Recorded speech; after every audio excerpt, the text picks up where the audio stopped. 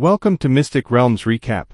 Please like, share, and subscribe. Enjoy today's episode. The second part of the dungeon required her to dodge the attacks of snipers.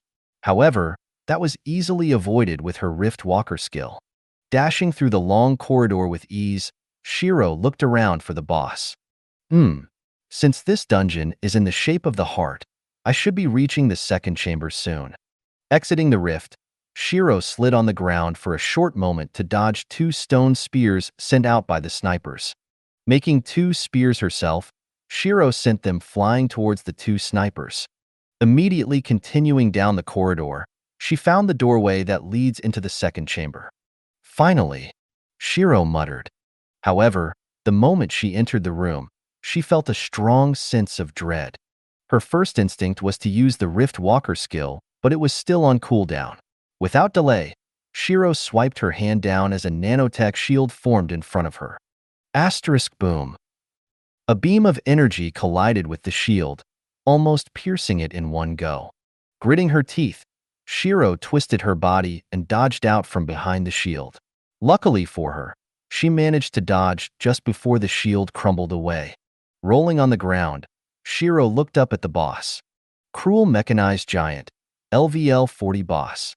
HP 500 000/500 000. MP 980 000/1 000/000. The boss had a humanoid lower body but lacked a torso and had no arms or head. Instead, in place of the torso, a shiny blue core that was protected by a translucent barrier could be seen while several black metallic angel wings floated around the core. Seeing that Shiro had avoided its attack, the boss shifted its body, controlling a few angel wings to before torso armor to protect the core.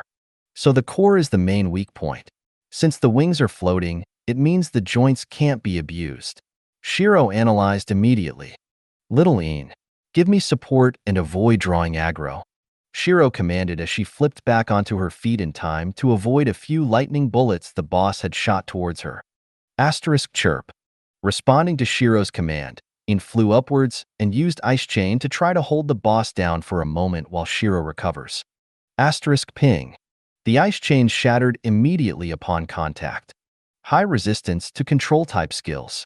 Shiro frowned as she kept her body low whilst running around the boss. Flexing her fingers, for ice daggers appeared in her hands. She pivoted on her left foot and threw the daggers without decreasing her speed too much. Boom boom boom boom.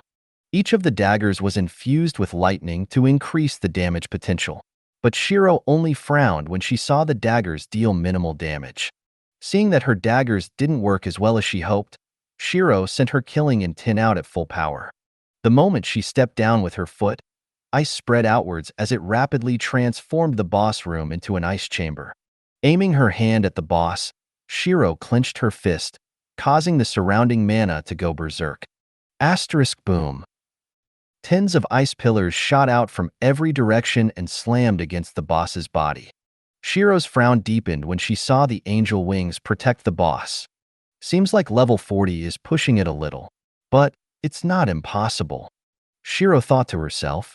While the defense was a little tough, it should be possible for her to fight it in a battle of attrition.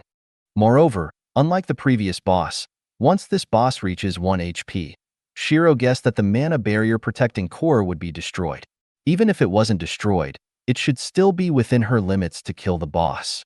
The boss's wings trembled for a short moment before bursting out with explosive power. Bang. Breaking apart the ice pillars, the torso of the boss opened up once more as the core was visible. Feeling the mana stir, Shiro knew the beam attack was being charged up once more. Normally, the best thing to do would be to stop the boss from charging. But right now, Shiro wasn't able to output that kind of power with her current arsenal. Shifting her feet slightly, a pair of nanotech boots were formed. Boom.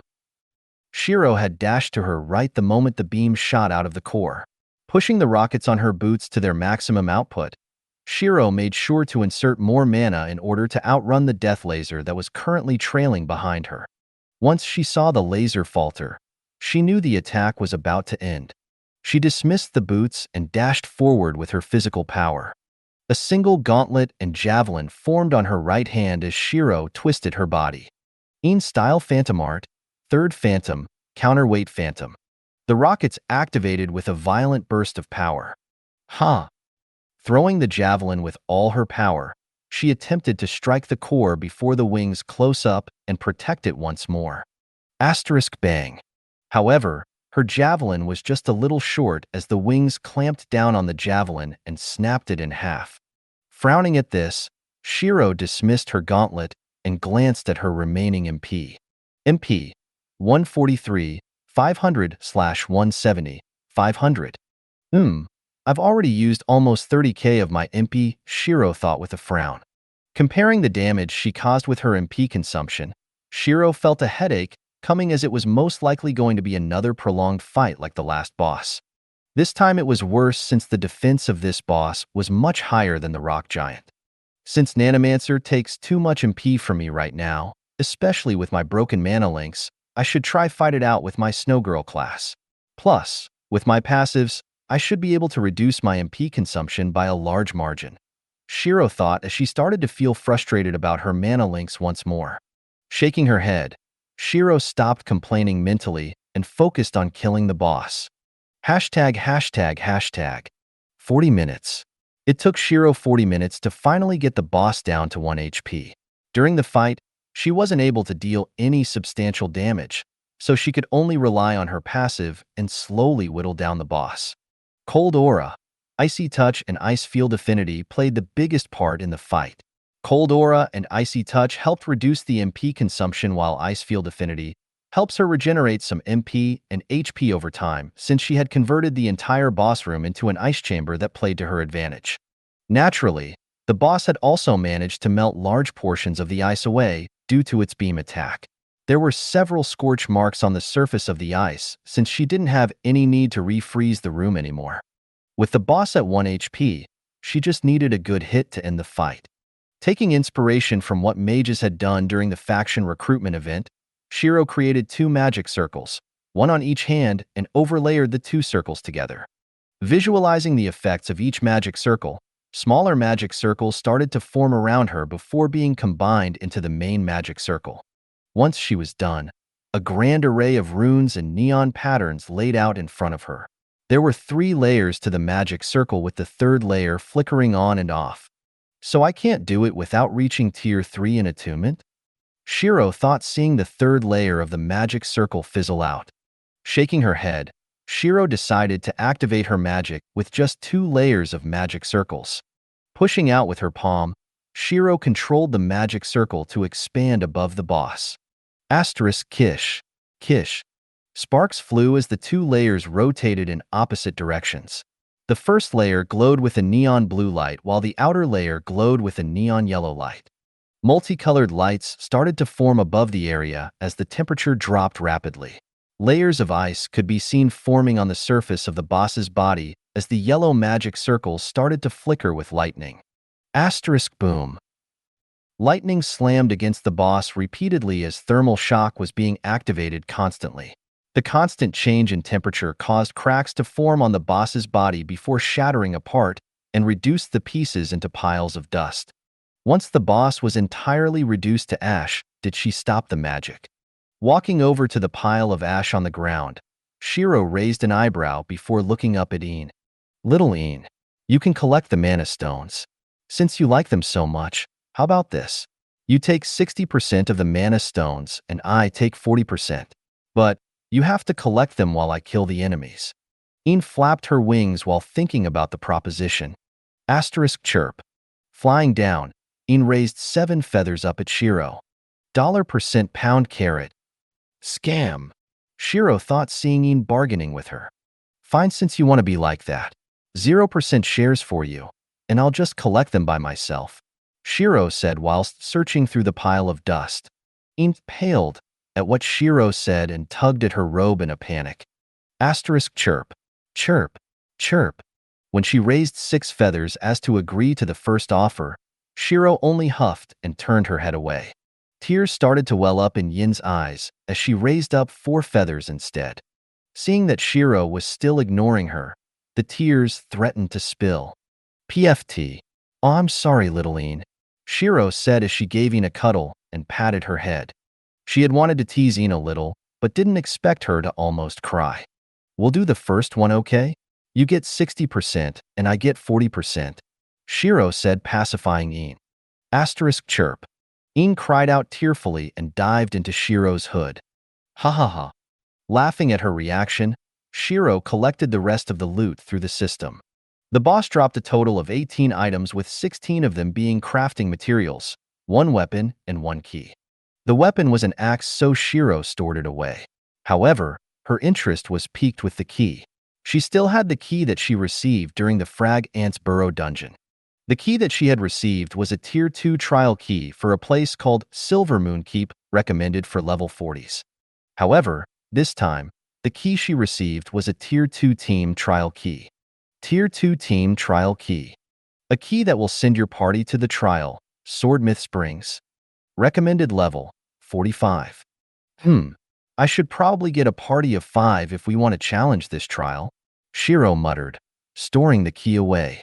While she had confidence that their little group of 3 could complete this, the punishment for failure was a drop in level. Not something that she would like to experience if she could help it. Plus, it wasn't odd that people would recruit others to help them complete trails. And on top of this, she could also find a few friends from New York to help out since they knew of her strength. Primarily Helion or Sylvia's party. Dungeon, oh dungeon. What kind of time-consuming puzzle do you have for me this time? Shiro said with a slight tune added to the sentence. Looking at the puzzle tablet, Shiro saw a riddle. What can be seen in the middle of March and April that can't be seen at the beginning or at the end of either month? Reading the question, Shiro frowned slightly. March and April are in spring, so maybe flowers? But they can be seen at the start and end of the months though, she thought while furrowing her brows. However, since this is a riddle, it should be something outside of the box.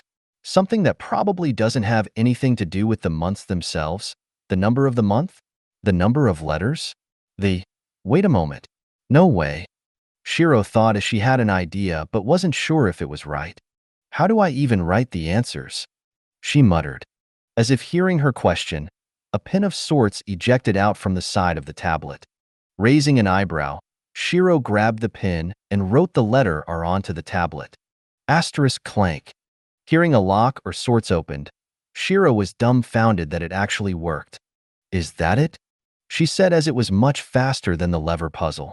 However, before she could even celebrate, she saw another door with a riddle etched on a tablet.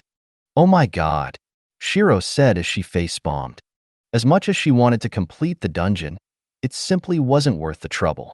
Giving up on clearing the dungeon, Shiro had returned early back to the campsite. Ah, Shirone, you're back early today, Kane called out as she ran over to Shiro. Have you been waiting for me? Shiro asked with a smile.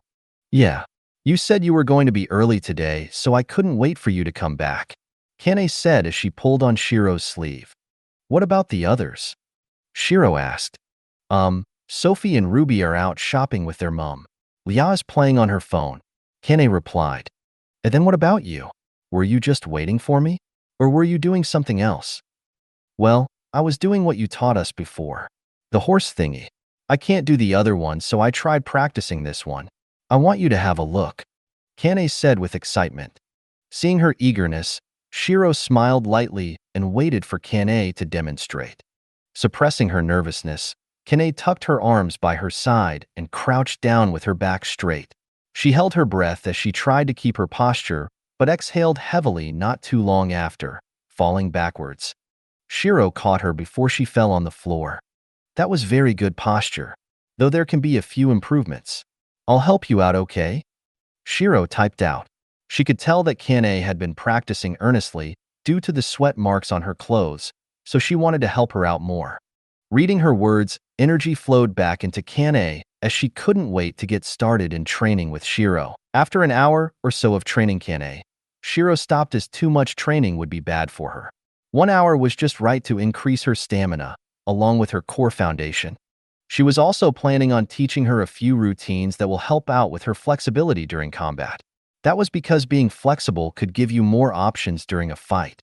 However, before she could show her the routines, Shiro saw Lyrica and Madison return from their dungeon venture.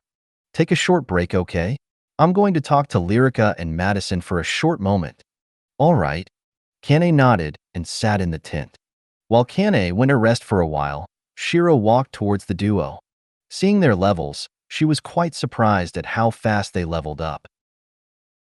Lyrica LVL 30, Elven Blade Dancer. Madison LVL 28, Demon Knight. Shiro, you're back quite early today, Lyrica said. Yeah, I tried out Giant's Heart, but the puzzles took too long, so I gave up. Shiro shrugged. But what about you? You leveled up massively since I last saw you. Shiro asked. Well, we partnered up with Jonas' party from the raid before, and we challenged the level 40 dungeon, Bloodveil. With Sylvia healing us and giving us buffs, we were able to fight longer and harder. I think we spent 5 or 6 days inside the dungeon. Right, Maddie? Lyrica said, turning over to Madison. Yeah, we spent 6 days in there. This battle freak here didn't stop at all. Madison rolled her eyes. With the amount of fighting they've been doing, it would freak anyone out. Well, your levels had shown massive growth, so I'm not surprised. Shiro complimented. After the dungeon, Shiro still wasn't able to reach level 38, which only caused her to sigh. If there were percentages to EXP, she guessed that she would be around 99% right now. She could almost feel the thin wall between levels, ready to break at any moment. Oh right, Shiro, I've created a self-made skill and got a title for it, Lyrica said with excitement. However, hearing what she said, Shiro widened her eyes in shock. Self-made skill? Self-made skills weren't something a level 30 should have. Not to mention, if she gained a title for her skill, it meant that the system recognized the skill to have great potential. While it can be explained that her Blade Dancer class is a rare one, so any combination would become a self-made skill, the title couldn't be explained the same way. Titles for skills were only acquirable when the system determined the skill potential to be at least above a B rank skill. For Lyrica to create a skill that reached B rank in potential, Shiro only had one word for her. Genius. Are you able to show me the skill? Shiro asked with visible anticipation and curiosity. How about you join us tomorrow for the dungeon run? We're stuck on the boss right now since our damage per second is a little limited with our party. The defense of the boss is too high for us to bridge the gap, and having Bloodlust suppress us didn't make things any better. Madison said, as beating the first boss not only meant rewards for the team, but also them getting access to the second part of the dungeon. From what she had read about the dungeon, the second part had more monsters, which also meant more EXP. I suppose having a pure combat dungeon is the best way to helping level up. But the biggest question is how they're supposed to resist the bloodlust. How did the lot of you stand against their bloodlust? Shiro asked. Well, Jonas gave us a few potions that increased our willpower, Lyrica said as Shiro nodded. Indeed, but also try not to use the potion when you can. Forcing yourself to stand against bloodlust can train up your willpower, which is very important later on. Shiro smiled. While she understood that drinking potions helped out massively, it was still bad for your body later on in the line. The only reason as to why she was drinking potions before was due to the fact that A, she needed to, and B, her MP consumption was many times higher than others due to her broken links. Otherwise, she would not use such low-ranked potions. Jonas told us that to stand against bloodlust, we need to have our own bloodlust, Madison said. Shiro, I know that you have bloodlust yourself, so how do you increase it in a short amount of time? Lyrica asked. She remembered that Shiro had told them that drinking low-ranked potions were bad. Therefore, she wanted to cultivate a large bloodlust to counter the dungeon. It's simple.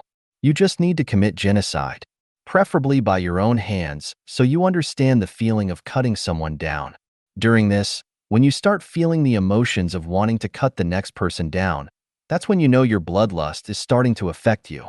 Grasp onto this feeling and control it.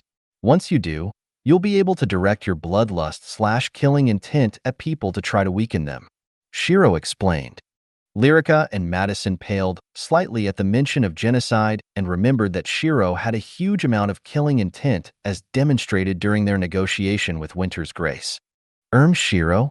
Yeah? How did you cultivate your killing intent? Madison asked. Ah, I did it again. Shiro thought, realizing the fact that she had just blatantly told them that she committed mass genocide to cultivate her killing intent. Then again, they'll know about it sooner or later. Shiro thought and decided to play it off. Well, I'm not too sure. From what I remember, I've always had this killing intent. Lyrica and Madison looked at each other before back at Shiro. So, is there any other way other than committing genocide? Lyrica asked. I suppose constantly exposing you to killing intent would work as well, albeit at a much slower pace. Why didn't you say that at the start? Madison complained. Well, you asked for the fastest way, did you not? The fastest is not always the best. Shiro replied, taking this chance to educate them. The duo didn't have any words to refute her as she was right. They did ask her for the fastest way to cultivate bloodlust. If you want, I can expose you to directed and concentrated killing intent for a little while, so you can get a feeling for it.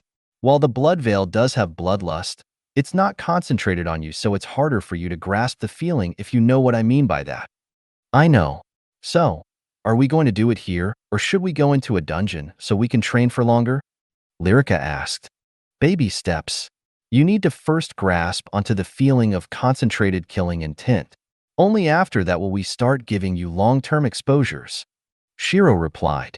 Prepare yourselves, I'm just going to give you a quick taste first. Lyrica and Madison nodded at her words and took a deep breath to prepare themselves mentally. During the dungeon, even with the help of the potion, they could still feel the pressure that bore down on them. Now that Shiro was going to focus her killing intent on them, they had to prepare themselves. Ready? Yeah. Seeing that they were both ready, Shiro narrowed her eyes. Only a small sliver. She, though, whilst controlling her killing intent, just enough that a small amount could be felt by both Lyrica and Madison. While it was a small amount to Shiro, for the duo, it felt like they were staring up at a behemoth. Their eyes widened as they now knew what the feeling of killing intent was. Withdrawing the killing intent immediately, Shiro waited for the duo to recover. The feeling gripped at their throat, preventing them from breathing. Puh. Ha. It was after a short moment did they snap out of it and collapsed onto their knees. Taking deep breaths, they tried to calm their rapidly beating hearts. Was it still too much for them? Shiro thought to herself, a little worried about their state right now. She had tried to limit her killing intent as much as possible because she knew what a huge amount of killing intent can do to a person. They only needed a short moment as Lyrica was the first one to recover. How much killing intent was that? Lyrica asked, her voice still a little shaky from the experience. If I had to put a percentage on that, I'd say less than 1%, and for a short moment. Shiro replied after a short moment. Less than 1%? Lyrica asked hesitantly. Yup, less than 1%. Shiro nodded. You two take a moment to calm yourselves. I'm going to help Kine out a little more. Lyrica nodded while she watched Shiro walk away. My God, she muttered while sitting down. During this, Madison had recovered slightly. How many do you think she had killed to get this kind of killing intent? Madison asked. A lot? Well, she's got amnesia, so she doesn't remember anything from before New York. Nothing that gives her a hint of her identity and what she had done before anyways. Do you think she could be those type of secret soldiers that had their memories wiped when they're not on a mission? You watch too many shows. Lyrica dismissed that thought and focused on recovering her mental state. Maybe. Madison agreed as it was just a random thought. Meanwhile, when Shiro entered the tent, she smiled softly seeing Kine fast asleep, laying face down on her sleeping bag. Patting her head, Shiro tucked her inside her sleeping bag. Amen? Shirone. I'm awake now. Kine replied groggily. Nope. Go to sleep and rest your body. Since you fell asleep in the short time that I wasn't here, it means your body needs rest. Shiro typed out. But dash. Shiro placed a finger on Kane's lips to stop her from speaking.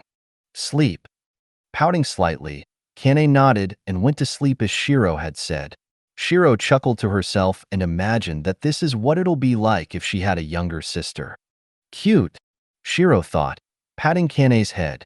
Since Kane was resting, Shiro thought about Lyrica and Madison's leveling speed. While I aim to have Lyrica and Madison fight hard battles while being rewarded with EXP, it seems like the more effective way was still to have a party slaughter through a crowd of monsters. With a healer like Sylvia, who not only had a great area of effect healing but also support spells that buffed one's status, it was no wonder that their leveling speed would be incredible.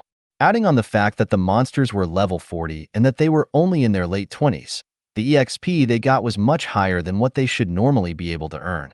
Seems like I should start preparing to recruit more people to the party, Shiro thought as she was currently level 37, about to hit level 40 soon. With Lyrica and Madison catching up, they will soon have the right to try to recruit people like Helion and Aram. The only problem was Sylvia since she didn't want to leave her party. I suppose I'll give it one more try tomorrow, and if she still doesn't accept, I'll try to look for another healer some other time. If she failed in recruiting Sylvia, she would need to look for 2 people instead, one to heal the party while the other to buff the party. Scratching her head slightly, Shiro sighed in fatigue, just thinking about needing to search for people with decent talent like Lyrica and Madison. Not to mention, the need to recruit them as well. The next morning, Shiro woke up once again to Kane hugging her body in her sleep. Smiling wearily, Shiro gently put Kane back into her sleeping bag. Since this had happened before, Shiro had more experience and was able to put her back without waking her up. Looking at the time, Shiro left the tent to have some breakfast first, namely mana stones with a side of mana stone. Chewing the D-ranked mana stones, Shiro made sure to feed in as well. After waiting for around 10 to 15 minutes, she saw Lyrica and Madison walk out of the tent. Ready? Shiro asked as she landed softly in front of them. Yeah, we're going to meet up with Jonas' party at a cafe in the city center first before we go to the dungeon, Lyrica replied. Following behind Lyrica, Shiro saw that the city center was rather empty due to how early they were. Since she just went straight to the dungeons, she never saw the city center early in the morning. Since we're technically refugees, Jonas suggested that we have an early meetup time, so not many Kairosa adventurers see us. We don't want unnecessary trouble after all, Lyrica said as she could see Shiro looking around the city center. Shiro nodded at her statement. It made sense since they were the intruders. Arriving at the cafe, Jonas' party was shocked to see Shiro's level. Level 37. Even with a healer like Sylvia, the highest we got was 36. Yet she's level 37? Jonas thought with shock. Last time, when they saw her, she wasn't even level 30. But despite that, she had managed to surpass them in level. Without a healer like Sylvia, I doubt we would have had the same kind of leveling speed, he thought with a frown. Leveling up as a group and leveling up solo was different. When solo, you needed to focus on everything, whereas in a group, you had more leeway regarding this. Plus, with a healer like Sylvia, stamina and healing wasn't a problem at all. But right now, it only meant that she was a very dependable teammate for the dungeon. Good morning, Jonas said with a wave of his hand. Good morning. Long time no see. Shiro smiled and greeted the party. Well, it has been a long time, and I can see that you've improved a lot in both power and appearance. Jonas praised her. Her combination of a different hair color and small differences to her face matched her ice mage class well. It was as if she was the personification of an ice princess. Thank you very much. Shiro smiled, accepting the compliment. And Miss Sylvia, the offer still stands, Shiro typed out, throwing the offer out to Sylvia once more. Ha ha ha ha, not even a minute here and you're already trying to poach our best member. Jonas laughed. Thank you for the offer, but as I have stated previously, I wish to help this party first. She smiled, rejecting the offer. Shrugging her shoulders slightly, Shiro expected this outcome. Sitting down around the table, she got to the main point. So the main point of me being here today is to help you guys clear the Bloodveil dungeon. Am I right? Shiro asked. Yeah, we can handle the boss, but our damage is severely limited. The boss was able to heal faster than we can damage it. Jonas sighed. All right, I can help out with that. But I have another question for you. How do we split the loot? How about a 60-40th split? Out party would take the 60 since we got more members, while you get 40 for your help. Jonas offered. 60/40ths split, huh? I was expecting something like 70/30ths, but this works too. Sure, a 60/40 split is okay for me. Now, if you don't mind, can you explain the boss to me? The web can only provide so much, and it's better to hear it from someone who's experienced it. Well, the main problem with the boss is how he heals. He would summon a mass of cannon fodder which would simultaneously charge at him. For every fodder he eats, he regains 0.5% of his health. Without this, we would be able to kill him easily, which is why we need your help. Your ice would be able to freeze them before they even approach the boss. Usually, these types of bosses are very simple in terms of fighting skills, and the only thing is the healing being a problem. Plus, the loot from these types of bosses are a lot more rewarding. Alright, shouldn't be a problem. Though I'll warn you now, I'll be turning the boss room into an ice field since it'll make everything easier for me. If that's the case, then we'll need to buy some boots that help us walk on ice. Jonas said as slipping on ice during the fight wasn't something they need. Well, you don't necessarily need it since I can just leave the floor clear of ice. As long as there is ice around the area and the temperature drops, I'll be fine. If anything, probably a coat? Shiro replied. That certainly makes things easier. Traction boots aren't common around here. Jonas replied, feeling relieved. Since the only thing we need are coats, I have a few stored in my inventory. Sylvia laughed lightly and pulled out a few coats for everyone. Shiro? Sylvia asked, handing her a coat. I'm fine. Since I'm an ice mage, the ice doesn't affect me. Shiro smiled. Once all the coats have been distributed, Jonas started to hand everyone the potion to help with increasing their willpower. I don't need that either. Shiro chuckled lightly. What do you need? Jonas asked. Nothing. She didn't need help against the cold nor the bloodlust. What about MP potions?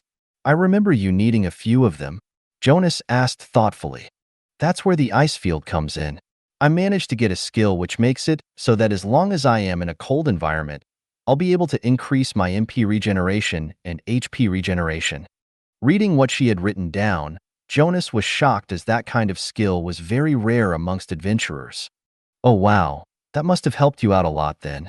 Without needing to spend as much money on potions and supplies, it means that you're able to save up your money for more expensive items.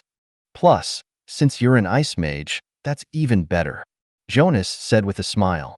Imagine if it was a heated environment. Even with MP regen, her magic would be less effective. Erica, the fire mage, said out loud. It would be good for you, but bad for little Miss Shiro, haha. Trace laughed. Chatting for a little longer while they got prepared, the party walked towards the dungeon. However, when they arrived at the gate, Shiro frowned when she felt the abnormality of the mana surrounding the gate. Before she could even warn everyone, she saw them enter without fear. Pound dollar percent dollar pound. Cursing in her mind, Shiro dashed after them. Asterisk bam. A familiar sequence of the gate slamming shut could be seen behind them. Seeing the images on the door shift, Shiro clicked her tongue. The dungeons mutated into a level 50 dungeon. Shiro thought with a frown. While she kept her calm, the others couldn't be the same. Jonas' party felt the blood drain from their bodies as they saw the new dungeon name. Mutated Dungeon, LVL 50 Blood Kingdom. The jump from level 40 to 50 was a huge gap in status, especially for the monsters. With their connection to the outside world severed, it meant that they had to either A. clear the dungeon or B. wait for help. Since the dungeon had mutated, it meant that anyone else in the dungeon would have been forced out with their dungeon being the only active one. Of course, the second mutated dungeon I experience has to be a level 50. Shiro muttered quietly. While the others were sweating and thinking of a way out, Shiro knew that to open a level 50 mutated dungeon, they needed the power of a peak level 60 to break the defenses. Even then, the difficulties of opening the dungeon were high. Most level 60s would give up on the dungeon and the people inside. Or in their words, the faster they die, the easier is it for the rest of us. She wasn't unfamiliar with this type of behavior since it was a rewardless task. Level 60s had better things to do than to expend a lot of their efforts to open a dungeon just for a thanks. What do we do? Madison asked, feeling a little worried. I don't know. Lyrica replied, feeling a sense of despair creep up on her. Looking around them, they saw trees and forests instead of rocks and cliffs like before. Off in the distance, they even saw a mighty ominous castle that waved a dark red banner. A red moon was shining brightly behind the castle as it gave the sky a deep red tinge. Girls, I believe you know what's happening as well, so I won't beat around the bush. The dungeon's mutated into a level 50 dungeon that we have little to no chance of clearing. The best thing we can do right now is to bunker down and wait for the support of the level 60s. Jonas said with a sigh. His complexion seemed to have aged by a few years. However, before they could continue to talk, a horrific killing intent washed over the party, causing them to hold their breaths and collapse onto the floor. Only Shiro was unaffected as she released her own to counteract the killing intent. *KRRR. The ground froze over along with the forest as her passive was freezing everything around her due to the amount of killing intent she was emitting. Shiro narrowed her eyes as she realized the final boss of this dungeon seems to be trying to overpower her. Che, you think this tiny thing can overwhelm this, miss? Shiro said as her killing intent exploded out once more, but this time with more force. The trees started to crack and shatter from the drop in temperature. As much as Shiro had wanted to avoid affecting the party, there was simply too much killing intent around them, and it was impossible for them not to notice. Trace, Erica, and Paul had long fainted while the rest were barely hanging on. Lyrica understood this feeling to be what Shiro had shown them yesterday and realized that she was trying to shield them from the final boss. With the sudden increase of her killing intent, she had overwhelmed the final boss and caused him to retract his own intent. Seeing that he stopped, Shiro also retracted her own intent and quickly thawed the ice around her. She then placed each of the party members next to the half-destroyed tree. "Are you okay?" Shiro asked with worry. "Yeah, just need a moment to recover, that's all," Lyrica replied in a half-conscious state. The previous clash of intents was simply too much for the elf to handle, and yet, she managed to stay conscious the entire time. Quickly walking over to Sylvia, Shiro shook her a little to get her attention. "Are you able to cast a spell to recover everyone's mental state right now?" Shiro asked with seriousness. "Yeah, just give me a second," Sylvia said as her face was pale. Shiro nodded as she had a few cannon fodder she needed to take care of. She could already sense a few gazes on her as they were approaching the area. However, what surprised her the most was that Ian was almost completely unaffected by the clash of intents. "Little Ian, are you hiding something from me?" Shiro asked with a small smile as she stood up. Chirp.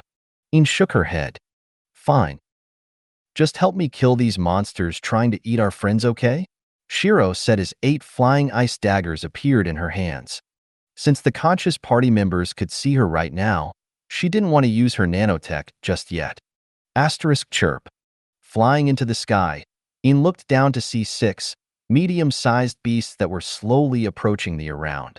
She waited until they were pretty close to each other before using Ice Chain. *KRR. The chains managed to lock down 3 of the beasts, while the other 3 dashed toward Shiro. "Only 3, huh? Not bad," Shiro said as she praised Yin's timing with locking down half of the beasts. Dashing towards the beasts, Shiro merged the daggers in her right hand into a sword. Twisting her body counterclockwise, Shiro cut the beast from the opening of its mouth before throwing the daggers in her left hand at the other 2 beasts. Snapping her fingers, the daggers exploded and froze the other 2 beasts to the ground. With 2 cannon fodders being locked down, Shiro focused on the monster next to her. Her sword had managed to cut the jaw, albeit barely. Seeing the muscles exposed, Shiro threw the sword at the beast. *Ping. Biting down as best it could, the beast managed to break the sword in half. However, before it could even rejoice, Shiro jammed her hands and foot into the mouth and kicked down with all her strength. *Crack. Snapping the jaw off the skull of the beast, Shiro proceeded to grab the upper jaw before flipping forwards and over the body of the monster. This caused the spine to crack but didn't break. Frowning slightly, Shiro took advantage of this and dug her heels into the back of the monster's neck. This gave it the extra force it needed to break the spine and separate the head from the body. With the first beast down, Shiro aimed her palms towards the two monsters that she had locked down before and clucked her hands. Two magic circles appeared above and below the beasts as ice spikes skewered the beasts and killed them easily. With the monsters dead, Shiro didn't waste any time and immediately dashed towards the rest which Ian had chained up. Sylvia was in awe seeing Shiro's combat efficiency. Even though they were 13 levels higher than her, Shiro's experience and instincts helped her take care of them quickly. Wow, she muttered unconsciously. She could hear the distant sounds of combat before it became silent once more. Seeing Shiro come back with blood stuck to her, Sylvia knew the little girl in front of her was much more terrifying than what she shows. No one should be this calm when killing monsters, especially with how she's killing them. Sylvia thought with a mix of awe and fear. Have you recovered enough yet? We need to hurry since we'll be surrounded if we stay in the same place. Shiro typed out while she pulled out a towel to wipe the blood away from her face. Unfortunately for her, the blood now dyed her white robe with blotches of red. Seems like I'll need to get Aram to dye my next outfit a color that isn't easily affected. Probably black. Shiro thought to herself. Yes, I've recovered enough, Sylvia said as she stood up with slightly shaky legs. She used her staff to support her body so that she wouldn't fall over. Casting a few spells on the party, they slowly recovered. Lyrica and Madison weren't too surprised at Shiro's appearance since they knew that she was quite messy when fighting close ranged. However, the same couldn't be said for Jonas' party. The sight of Shiro being covered with blood, despite her trying to wipe it off, was disturbing for them. I'll be taking control of this party for the time we are in this dungeon. I don't trust the level 60s of this city to go out of their way to help us, so that leaves us with one option. Clearing this dungeon. Clearing the dungeon? They were shocked as clearing the dungeon with their current party was an insane thought. Shiro, you know that this dungeon is basically 15 levels above our average party level, right? Jonas said with a frown. Yes, I do. But rather than waiting here and risk being surrounded, I'm more willing to challenge this dungeon and survive. Shiro replied with a serious face. Jonas paused, seeing how serious Shiro was right now. He knew that it was no time to joke around, and that the city was most likely going to wait for their deaths before any rescue came. But naturally, we aren't going to challenge the dungeon straight away. No, what we need to do is level everyone up. Primarily Sylvia and Madison. And only after that will we focus on everyone else. Jonas agreed since he knew that having a high-level tanker and healer would increase their chances of survival. Next is supplies. How much food do you have? Shiro asked. I didn't think we'll be trapped here, so I didn't prepare much. At most, we can ration it to around 2 meals for each of us before running out. What about you? Jonas asked. I don't have any food. Shiro shook her head. All she prepared were mana stones that were meant to feed her and Ian. I suppose we can harvest the monsters for food if we needed to. They had Erica for her fire magic, so they'll be able to create a fire to roast the food. The only problem being that it'll attract the monsters, which means more fighting. Fighting means using energy, and they needed to eat food for energy. And it all just loops around. There's also the problem of the final boss sending his killing intent towards us. Shiro thought with a frown. With the boss sending out killing intent, Shiro needed to counter it for the safety of the party. And yet, if she did counter it, it'll give their position away. Annoying, Shiro muttered. Waiting for a moment for the party to fully recover, Shiro explained the plan of action to Jonas. Basically, we need to rotate around killing and moving the camp around. If we stay in one place for too long, the monsters will surround us. While I can fight the boss's killing intent off, it also means I'll be exposing our position. The main problem we need to think about is rest and stamina consumption. Indeed, we can't rest if the monsters surround us, but we can't rest either if we're running away. I presume the boss would most likely send out killing intent in waves to determine our position every so often. However, if you don't counter it, our position would be hidden. But at the same time, it is very dangerous to keep ourselves exposed to this kind of killing intent. Jonas replied. Shiro sat down with a difficult face. What if Shiro directed her intent at the boss? take the initiative? Sylvia asked. Explain. Well, if you were to target the boss with your intent, it'll draw attention away from us. At the same time, it'll give us the room we need to kill the monsters to level up. Sylvia said as she wanted to think of as many ideas as she could in a short amount of time. Sylvia, Jonas shouted, causing her to flinch. Do you know that this is basically sending Shiro to her death? If she targets the boss with her killing intent, the boss will most likely send out stronger monsters to kill Shiro. Sure, we'll have an easier time leveling up, but that also means that Shiro will be in more danger. Jonas shouted with a furious face. Sylvia paled at what Jonas said since that wasn't her intention. She was just a little desperate and didn't think twice about what she said. I didn't mean it like that, I dashed, Sylvia stuttered. No, you have a point. This would indeed make it easier for you lot. Not only that, I should be able to level up during this as well. Shiro replied, thinking about the suggestion seriously. Out of the entire group, she was the most experienced and had the highest level. Not only that, she was pretty confident that she should be able to survive that kind of onslaught. That's insane. Jonas rejected the thought immediately. No, it's not, and it's what we're going to do. Shiro replied, standing up immediately. Jonas, lead the party to kill strays while I keep the main army busy. Walking towards Lyrica, Shiro explained the basic plan. Well, it doesn't seem like you'll take no for an answer. Just be careful, okay? Lyrica responded with a tired sigh. Shiro grinned. You know me so well. Good luck. Surprise me with your level, okay? Yeah, take care. Crouching down slightly, Shiro dashing into the air and started to jump from tree to tree. A moment later, Lyrica could no longer see Shiro. Sighing once again, Lyrica walked towards the party, ready to kill some stray monsters to level up. Meanwhile, Shiro stopped once she made sure that she was far enough. She didn't want the party to be affected after all. Looking around, she made sure that there was some cover for her should she need them. All right, here goes nothing, Shiro muttered and closed her eyes. *KRRR. The moment she sent out her killing intent, ice started to cover the surrounding areas, immediately turning a portion of the forest into an icy tundra. She focused her intent towards the castle to make sure that the final boss could feel her hostility. Come on, take the bait, Shiro thought as she waited for the monsters to arrive. *2222. She smiled once she felt the ground started to tremble. Making herself a nanotech bow, since no one was here to watch her, Shiro narrowed her eyes and pulled back on the strings. *Ura dash. Firing her bow at the first monster she saw, the arrow exploded after it embedded itself into the monster's skull and killed the monster with ease. Making 3 more arrows, Shiro jumped into the air and took aim.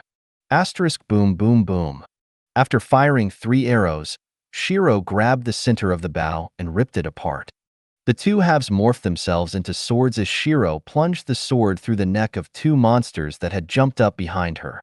At the same time, a magic circle expanded out under the battlefield, causing ice chains to wrap around the monsters. Little Een, Shiro shouted out. *chirp. A second set of ice chains sprang out from the ground, chaining up more monsters. Seeing the second set of chains limit the amount of monsters targeting her, Shiro smiled. Twisting her body horizontally, she kicked both monsters away from her. Shadow Buff X2. Both Shiro and Een activated Shadow Buff as it gave her a total of 10% increase in her speed. The other bonuses involved stealth and resistances, but she didn't need that at the moment. ####. Hearing the distant echoes of combat, Lyrica looked over with worry. So it started, she muttered. Yes, it has. Now let's find some monsters to kill. We can't waste the time Shiro has bought for us. Every second counts, Madison said as she too was worried about Shiro. ####. Since she was fighting an army alone, Shiro knew she couldn't brute force it. Mixing between both direct confrontation and guerrilla tactics, Shiro managed to kill a lot of monsters without sustaining too much damage. The only problem lied with her stamina. Even though her stamina was huge, she was constantly performing at 120% in order to hold back this army. Other people would have died long ago, but she was still holding on. Knocking an arrow and shooting a monster that was chasing her, Shiro could already feel her lungs burning. How long has it been? Shiro wondered to herself. Suddenly feeling a sense of danger, Shiro entered the rift and rolled onto the floor before exiting the rift. There was a huge fist in front of her that would have squashed her if she didn't enter the rift. The monster, who had the fist, was abnormally proportioned with the arms being twice as big as the torso. His eyes were stitched shut along with its mouth. Seeing the monster, Shiro made a disgusted face before creating 2 nanotech daggers. Dashing toward the monster, she stomped down on the monster's arm. *KRRR. Ice spread out from where she stepped and soon covered the entire body of the monster, minus the head. With the head exposed to her, Shiro twirled the daggers in her hands and stabbed it into the eyes of the monster. Twisting the daggers, she blew the head off the monster's body before backflipping off of the monster. Ha ha ha. Exhaling heavily, Shiro wiped the sweat, blood, and flesh off her face. This should be the end of the first wave, Shiro thought as she retracted her killing intent and dashed towards the party. Since they were in the same party, Shiro was able to see their icons on the map. It didn't take Shiro too long to find the party as she had been dashing at full speed. When they came face to face with each other, Jonas nodded and quickly finished off the monster they were fighting. Running away from the area, they told Shiro to rest up. Drinking some water, Shiro asked about how long it had been. It's been roughly 3 hours since you started the fight, Jonas replied. 3 hours? I still can't believe you pulled it off. Jonas shook his head in disbelief. Holding back a constant wave of monsters for 3 hours was simply unbelievable for someone around Shiro's level. While they rested, they made sure that they were constantly on the move. During this, Madison brought up a question that had confused her. Shiro, if you had that much killing intent, why don't you just release it all at once? Wouldn't that paralyze the boss? She asked. Lyrica nodded as she was also wondering about that. That's because it's difficult to output 100% of your killing intent.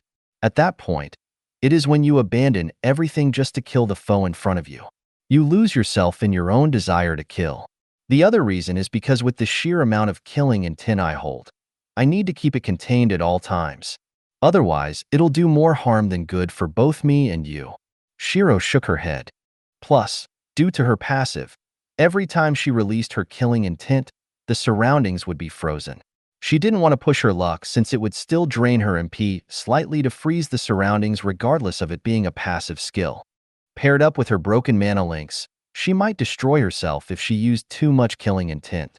Even though she didn't know for sure, she wasn't too keen on testing out her limits. She'd release just enough so that it'll achieve her desired effect and nothing more. Jumping up in the tree, the party sat down for a moment to fully rest their bodies. Most of the party took the time to have a power nap so that they could recover as much as possible. Shiro took this chance to feed both her and Een without anyone realizing. Once she was full, Shiro checked her updated stats after leveling up. Name, Shiro. Race, Snow Girl, evolution criteria yet to be met. Title, Shadow Empress, intermediate monster, 0/50 humans killed, fratricide, 1 woman battalion, new. Level, 38. Class, Snow Girl, Snowmancer.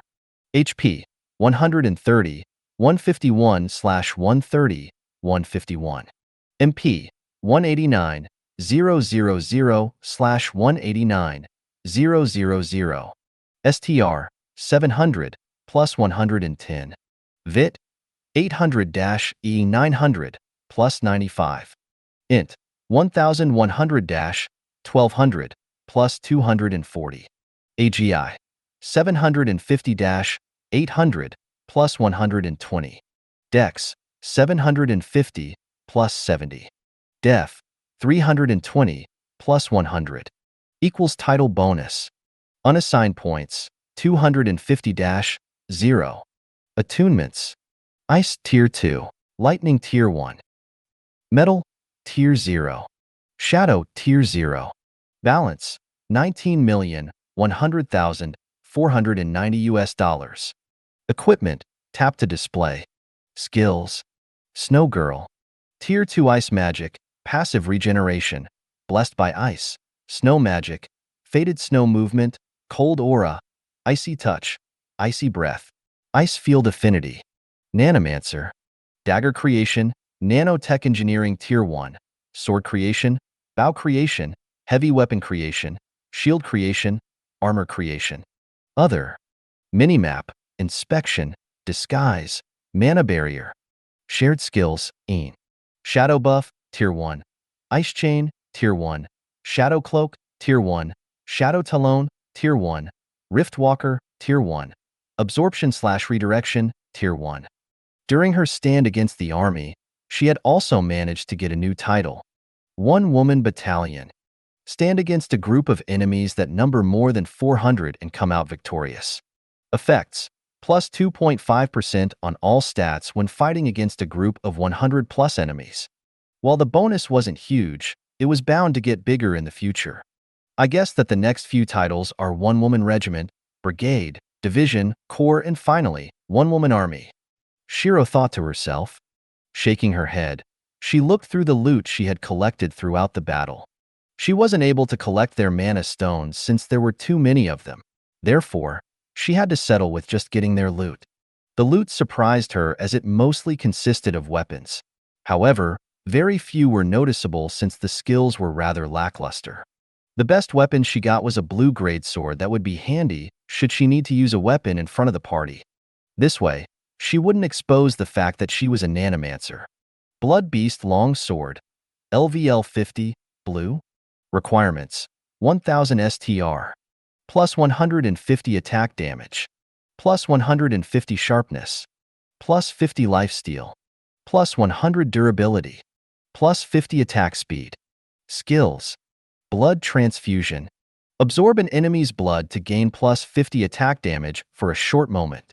Cost: 5,000 MP. Duration: 10 seconds. Cooldown: 1 minute. With just the requirement of 1k STR, Shiro was able to equip the weapon if she wanted to. Tilting her head back, Shiro closed her eyes and rested as much as she could. After resting for a few moments, Shiro woke everyone up. We should eat something and get moving again. Reading what she had written, the party nodded in agreement. I'll distribute the first set of rations, Jonas said whilst he pulled out a few packages. I'm fine for rations. Share it amongst yourselves. Shiro shook her head and jumped up into the higher trees. Looking around, she scouted to see if any of the larger beasts were coming. From the looks of it, the final boss hasn't released any of the mini-bosses just yet. She thought whilst narrowing her eyes. Another thing that she realized was the fact that the boss didn't send out his killing intent as frequently as he had before. This gave the party enough time to rest properly and regain their stamina. Shiro was about to continue her scouting when Lyrica landed on a tree branch next to hers. Shiro, you need to eat. Out of all of us, you're using the most amount of energy, Lyrica said with a displeased face. Shiro only smiled wearily when she heard this. Trust me, Lyrica. I don't need it. Save it for the rest of you. Nope. I'm not budging on this. You will eat, Lyrica said, handing her the packaged rations. Sighing slightly, Shiro took the package and only grabbed half of the contents. I'll only eat half, no more, Shiro typed out. Lyrica thought for a second and nodded. Fine, but I'm saving this half for you, Lyrica said as she hopped down from her branch. Chuckling to herself, Shiro unwrapped the contents. Some bread and water, huh? She thought and stored the food in her inventory without them realizing. After waiting for a short moment, Shiro saw that everyone had finished preparing and were ready to head out once more. Same plan as yesterday. I'll draw the boss's attention while you guys level up. All right. Setting off in different directions, Shiro stretched her body slightly before preparing herself to fight against another horde of monsters. Hashtag. After fighting for 5 days, the party was looking rather worn out. Their complexions weren't great as Shiro knew they had to kill the final boss soon. The main problem during these 5 days was food. Since they were fighting battles every day, they needed a large supply of food. While they did have a lot of monster meat, They weren't able to make enough time for them to cook enough meat since the smell would attract the monsters over to where they were. During this, they were rather surprised at how Shiro's complexion stayed the same. There were lingering suspicions, but none voiced it out. In addition to this, Sylvia, Lyrica, and Madison had experienced a pretty substantial growth to their levels. Sylvia LVL 35, Grand Healer. Lyrica LVL 33, Elven Blade Dancer. Madison LVL 33, Demon Knight. Lyrica had managed to level up 3 times while Madison had leveled up 5 times. But that was to be expected since they were killing level 50s, whilst they were only in their level 20s. Unfortunately, Shiro hadn't managed to level up just yet, but she knew she was close once again. However, they weren't the only ones to level up. Jonas, Trace, Paul, and Erica had all managed to level up once. Once Sylvia reaches level 36, we're going to eat a full meal, rest up, and fight the final boss to get out of here. That fast? Jonas asked, lacking the energy he had at the start. I don't think we have any other choice. Plus, the boss should be getting rather desperate as well since I've been baiting him for the past 5 days. Shiro shook her head. She also knew that the longer they stayed in here, something was bound to go wrong. Trace and Paul were already having second thoughts as they would occasionally eye the girls in the party. Shiro didn't blame them too much since they had the mentality that they were going to die. If they lingered in the dungeon any longer, they might do something they'll regret. Well, just know that today is the last day that I'll be baiting the boss. So you guys better try level up as much as you can. All right, good luck, Jonas replied as he stood up. Thinking to herself for a moment, Shiro hid her hands in her sleeves and made something quickly. Lyrica, Madison, good luck. Shiro smiled and patted their shoulders. It should be us saying good luck. Lyrica smiled back tiredly. Due to the stress over the past 5 days, she hadn't been back to sleep properly. Dark rings could be seen under her eyes while she was looking pretty ragged. The same went for Madison. Moving separately, Shiro could only sigh seeing what this dungeon had done to the girls. After getting out, I don't think they'll be in any shape to do more dungeons for the time being, Shiro thought. Once she arrived her a clearing, she was about to send out her killing intent when she quickly leapt backwards into a fighting stance with 8 daggers in her hands. Master, send us a message, a monster said slowly as he walked out of the shadows. Shiro was shocked but quickly calmed down. What message? She asked with narrowed eyes. Whyy do you stand? With the humans, the monster said. Seems like he just started to gain intelligence, Shiro thought. Rift Walker. Appearing behind the monster, Shiro had thin nanotech wire wrapped around the monster's neck. Bam. Kicking the head and torso of the monster, Shiro decapitated him easily. There was no point conversing with it. She might as well make her stand clear with her actions. As soon as she killed the messenger, Shiro could feel hundreds of intents lock onto her. Well, that saves me the trouble of looking for you, Shiro muttered. Hashtag. Bam. Quickly 3 strikes from the monsters. Madison secured the aggro while Lyrica finished the monster off efficiently. Over the past 5 days, they had polished up their movements so that it would use the least amount of energy when fighting the monsters. While they were fighting, Sylvia would cast spells on them to make sure that they were rejuvenated, but there was only so much a spell can do, especially since it was only at tier 1. Since the 3 girls needed the most EXP, Jonas, Trace, and Paul only assisted when they needed to. Trace and Paul looked at each other and could see the desperation in their eyes. They gulped slightly and shifted their gaze over to the girls. Don't think about it, lads. Don't do something you'll regret, Jonas said, placing a hand on both their shoulders. I know the times seem dire, but trust in the little miss. No one could hold back a monster horde at level 38, but the little miss did it. How do you think she'll react if you did what you planned to do? Jonas asked with a serious face. During their conversations, he too knew that his 2 friends were getting desperate, and he wanted to help change that. Plus, he had no doubt that Shiro will kill them in the most gruesome way should they lay a hand on her friends. Trace and Paul paled slightly as Jonas sighed. Just trust in her a little longer. We're going to fight the final boss after the 3 girls level up. Don't decrease our chances of leaving this dungeon alive. Jonas reminded and patted their shoulders heavily to wake them up. The two made a guilty face and sighed. Sorry, they replied. Just keep your head up and don't lose hope. Jonas smiled wearily. I think I should probably retire after this. Heiss. He thought as he knew he wasn't talented. Or else it wouldn't have taken him this long to become a level 37. If I live through this, I should probably settle down with a wife and have some kids. He mused to himself as he tried to give himself something to work towards. ####. Wiping herself from all the blood and gore, she realized that there were no more monsters. Have I killed the entire army now? She muttered. Every day she was killing a large amount of monsters while employing guerrilla tactics to make sure she wasn't in too much danger. Little by little, she had thinned out the crowd without even noticing. Will there be enough monsters for the girls to level up, I wonder? Taking this chance to harvest as many mana stones as she could with the help of Ian, she then collected all the loot. With the monstrous amounts of loot she had acquired over the past 5 days, she wasn't going to sort through them just yet. Both she and Ian had experienced level ups during this fight. Ian, LVL 30. HP, 58, 000/58, 000.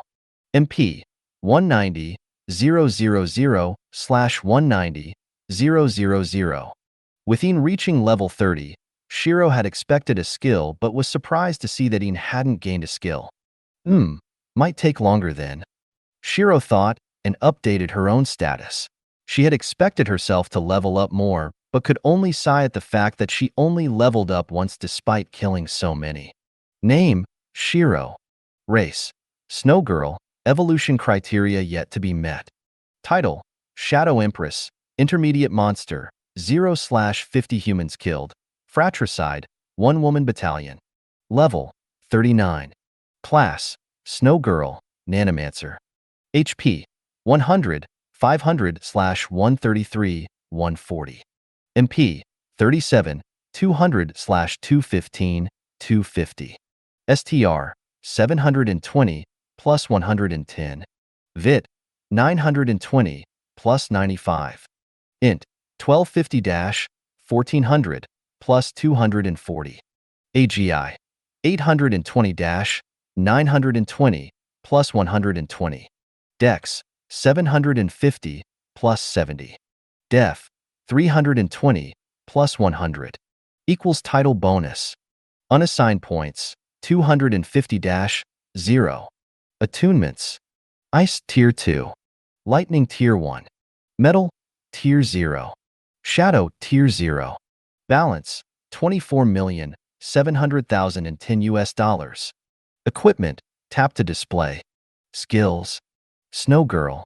Tier 2 Ice Magic, Passive Regeneration, Blessed by Ice, Snow Magic, Faded Snow Movement, Cold Aura, Icy Touch, Icy Breath, Ice Field Affinity. Nanomancer. Dagger Creation, Nanotech Engineering Tier 1, Sword Creation, Bow Creation, Heavy Weapon Creation, Shield Creation, Armor Creation, Hand Cannon Creation, New. Other. Minimap, Inspection, Disguise, Mana Barrier.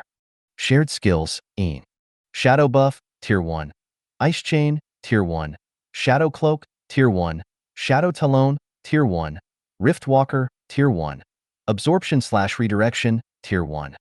With her level up, she had used 150 points into INT in order for her to unlock something that she had been anticipating for so long. Hand Cannon Creation. Cost, 50,000 MP, minimum. Bullets, 5,000 per shot, minimum. With her having access to her hand cannons once more, it means that she's able to use the blueprints that she loved so much. Each of these blueprints were specialized and had more diversity than her cold arms. That was because her Nanomancer class was primarily a mid to long-ranged class rather than close-ranged. Plus, there were hardly any cold arm blueprints to begin with. Shiro couldn't hold back her grin as this meant that she was able to use her guns once more. But this isn't the time yet. I need to focus on clearing the dungeon, Shiro said, trying to wipe the grin off her face but failed. Only taking a short moment to calm herself did she stop grinning. With the main army dead from what I can assume, that means the mini-bosses are most likely inside the castle. If they're with the final boss, it'll be harder to win. If they're not, this dungeon's as good as cleared. With my hand cannons as a backup in case things go south, I'll be able to kill the boss solo. Shiro thought to herself. The main problem lies with how she's going to explain to them and the fact that she doesn't trust Jonas' party to keep her secret. I'll see how the party fares without the help of my Nanomancer class first. If things go to sh*T, I'll use it then. Shiro thought as she made her way back to the party.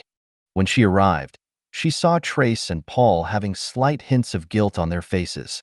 Shiro narrowed her eyes as her face became cold. They shouldn't have, but the devices didn't pick up anything, Shiro thought. However, she quickly shifted her face back to normal. All right, the monster army had been wiped out, so I guess it's time to fight the bosses in the castle. Wait, wiped out? Trace cried out in shock. He had given up on hope, which is why he was planning something that he would have regretted. And yet, seeing that a level 39 had wiped out a small army of level 50s rekindled that hope inside him. Yes, I have, Shiro replied, but her eyes were cold. Jonas realized that Shiro had a small idea on what could have happened due to their guilty faces that were obvious to the observant eye.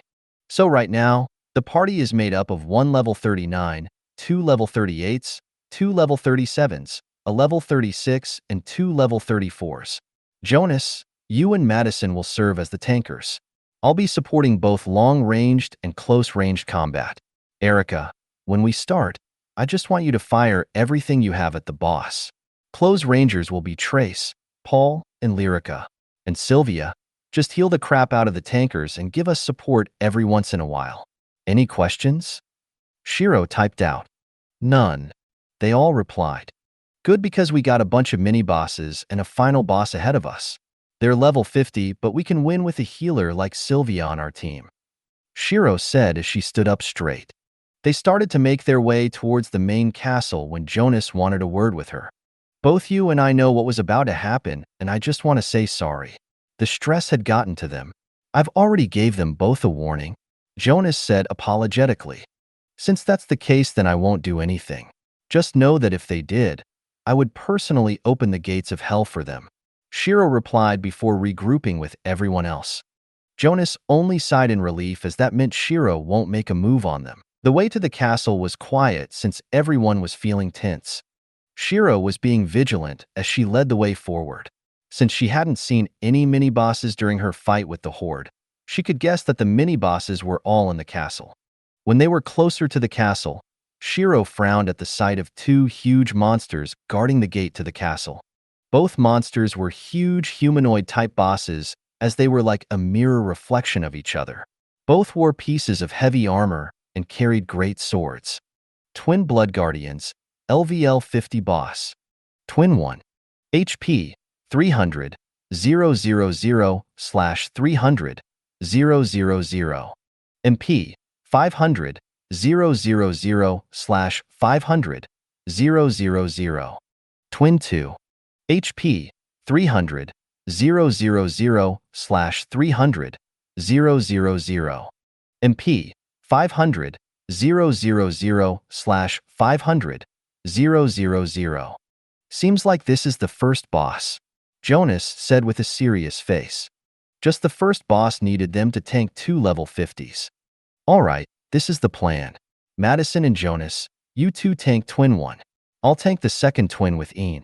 As for Sylvia, focus on Madison and Jonas since I can handle myself. However, send the buffs towards me. Damage dealers aim for Twin 1 first, and only after you killed Twin 1 will you come help me out. Understood? Shiro asked. The party nodded. Shadow buff X2. Activating her shadow buff along with Yin's, the party was surprised to see the buff. This will increase your speed. Try to avoid the boss's attacks when you can. Now let's go. Shiro typed out as she stomped down. *KRR. Huge ice pillars shot out from the ground as snow started to fall. Since the ground was only partially frozen, it didn't cause too much trouble for the party. *Yura. With the boss's shout as a cue, Shiro dashed towards the second twin while the party ran towards the first.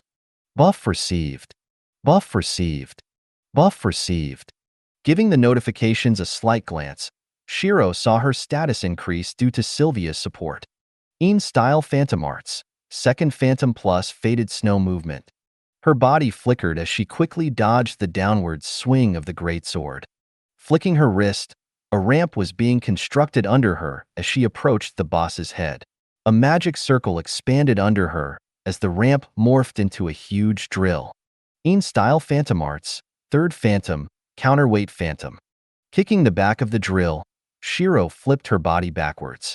Asterisk bang. The drill crashed into the chest of the boss, barely leaving a scratch on the skin. However, that wasn't what Shiro was aiming for.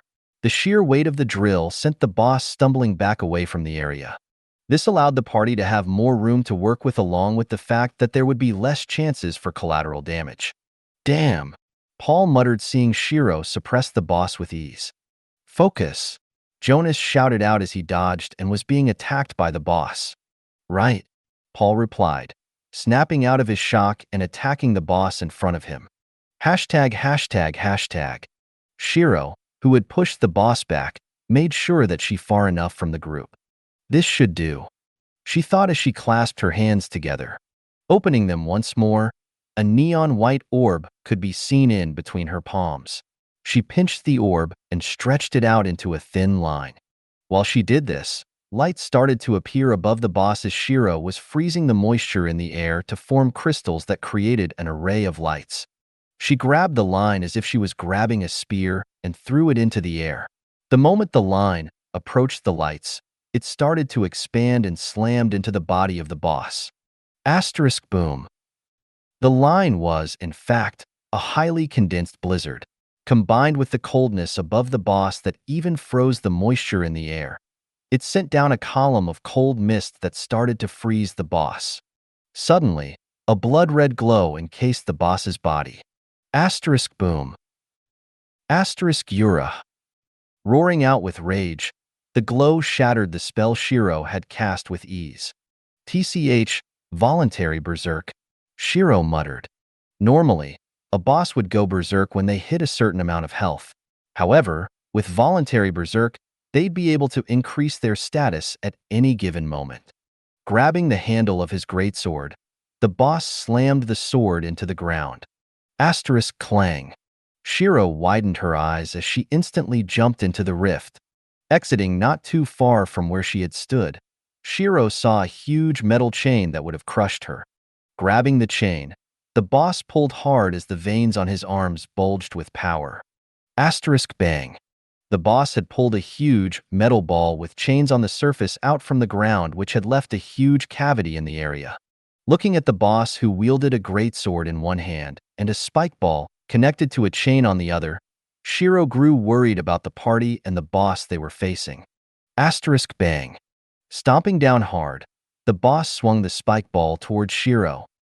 Style Phantom Arts. First Phantom Plus Second Phantom. Shiro dodged the ball with ease while giving a side glance. Understanding what Shiro wanted, flew upwards and activated ice chains. Asterisk KRRR. Bang. Before the chains could even wrap around the boss, he had swung his greatsword, which shattered the chains with ease. Ice chains. Before the boss could recover from his swing, Shiro activated her own ice chains and locked him down. Her main goal right now was to delay the boss, not kill it. She needed to buy some time for the party to finish their boss, then they could kill this boss together. Meanwhile, Madison was struggling a little to tank the boss since his strength was much higher than hers. Coo! Madison gritted her teeth as she blocked one of the swings with her shield. Even with demon manifestation summoning the power of a defense-type demon knight into her body, she was barely able to handle the boss. However, she was doing considerably better than Jonas. Each swing of the boss would send him flying backwards from the sheer amount of force and weight behind each swing. A green glow enveloped her body as her HP was refilled once more by Sylvia. Thanks, Madison called out as she swung her sword. Activating one of her skills, Madison managed to trigger 2 status effects on the boss, these being bleed and poison. Unfortunately, the duration of these effects was small as the boss was higher level than her. What would have lasted around 10 to 20 seconds only lasted 3 seconds with the boss. While Madison and Jonas was tanking the boss, Lyrica was currently increasing her contribution at a steady pace since her damage per second was outrageous even against a boss higher level than her. Countless slice marks could be seen all over the boss's body as Lyrica would nimbly traverse the boss's body whilst slicing with her sword that she picked from the pile of loot Shiro had shown to the party. Heated Edge plus Sword Dance of the Willow Tree. Combining her two skills together, Lyrica twirled her blade nimbly and attacked without mercy. Her skills left a trail of scorched flesh along the boss's body.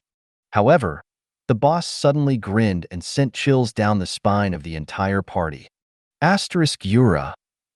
Roaring out with as much force as it could muster, a red magic circle expanded in the sky. Shiro, who was currently occupied with her boss, looked over and widened her eyes. *T.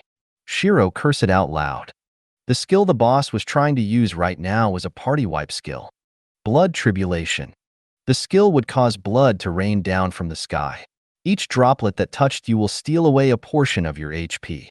Making two neon white orbs, Shiro twisted her body and threw the two orbs towards the magic circle. Boom. The orbs exploded out into giant ice pillars that covered the entire area. The party was surprised at the sudden ice dome that surrounded them but paled when they saw the blood rain start corroding the ice. Shiro frowned as she dodged a slash from her boss. I need something sturdy to lock down the boss and support the party. They need my help to take down the boss. Shiro thought with a frown. Looking at the boss, an idea appeared in her mind as she started to grin. Jumping back to make some space between her and the boss, Shiro narrowed her eyes and aimed both palms towards the boss. Magic circles appeared in front of her palms, while bigger versions of the magic circle appeared to the left and the right of the boss. Freeze. Shiro commanded in order to increase the effectiveness of the spell. The word itself acted like a key to fully activate the spell. The moment she had called out the key word, the mana surrounding the magic circle became berserk while the magic circles themselves radiated with a more threatening aura. Sensing the danger, the boss swung his greatsword at the magic circle in an attempt to break it before it could even activate. However, the moment the greatsword came into contact with the magic circles, a cold burst of wind exploded out of the magic circles. *KRRR. Wherever the wind touched, it would freeze over almost instantly. Not even a moment later, the boss was entirely frozen. The ice was around a meter thick, just to make sure the boss would have a harder time escaping. But she wasn't done yet. Shifting her hands around, Shiro controlled the magic circles to move above and below the boss. Gritting her teeth, Shiro tried to clasp her hands together but felt an invisible force trying to stop this. Realizing that it was the boss trying to resist, Shiro exerted more force into her arms. Unfortunately, when her hands were around 10 cm apart from each other, Shiro was no longer able to close the distance further. This was due to the fact that her mana links were starting to hurt, reminding her that she shouldn't push it too far. Releasing her hold on the spell, she saw the boss frozen solid. But due to the fact that she wasn't able to complete the spell, the boss wasn't dead yet. Shaking her head, Shiro glanced at her MP and widened her eyes in shock. MP 74-040/215-250. The spell she had used just now took roughly more than 50k to activate. Pulling out an MP potion, Shiro sighed and took a quick drink. Turning away from the boss, Shiro dashed towards the party as they needed to kill one boss first. With her boss frozen, she estimated that it should give them roughly 5 or so minutes. Amen. Her attention was shifted when she saw her system give her a notification. Self-made skill recognized. Awarding 100 free stat points. Title awarded. Please name your skill. Raising an eyebrow, Shiro didn't realize that she had just created a skill. When she had cast her spell, she had imagined the particles stopping to increase her freezing power. That was what the second part of the spell aimed to do. By pushing her hands closer to each other, the less the particles would move. When she completely closes her hands together, it would erase the enemy's HP completely. I should give it a good name, Shiro thought while dashing towards the party. Asterisk boom. Her attention was shifted away when she heard her previous ice shield crumble away. TSK system, you can make one for me. I got more important things to do, Shiro said as she crouched down. Style Phantom Arts. Second Phantom Plus Faded Snow Movement. Asterisk bang.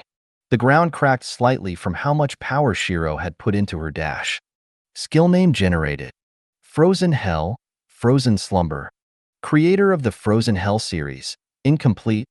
With a combination of magic manipulation and clear visualization of the outcome, you have created the start of the Frozen Hell series of magic spells.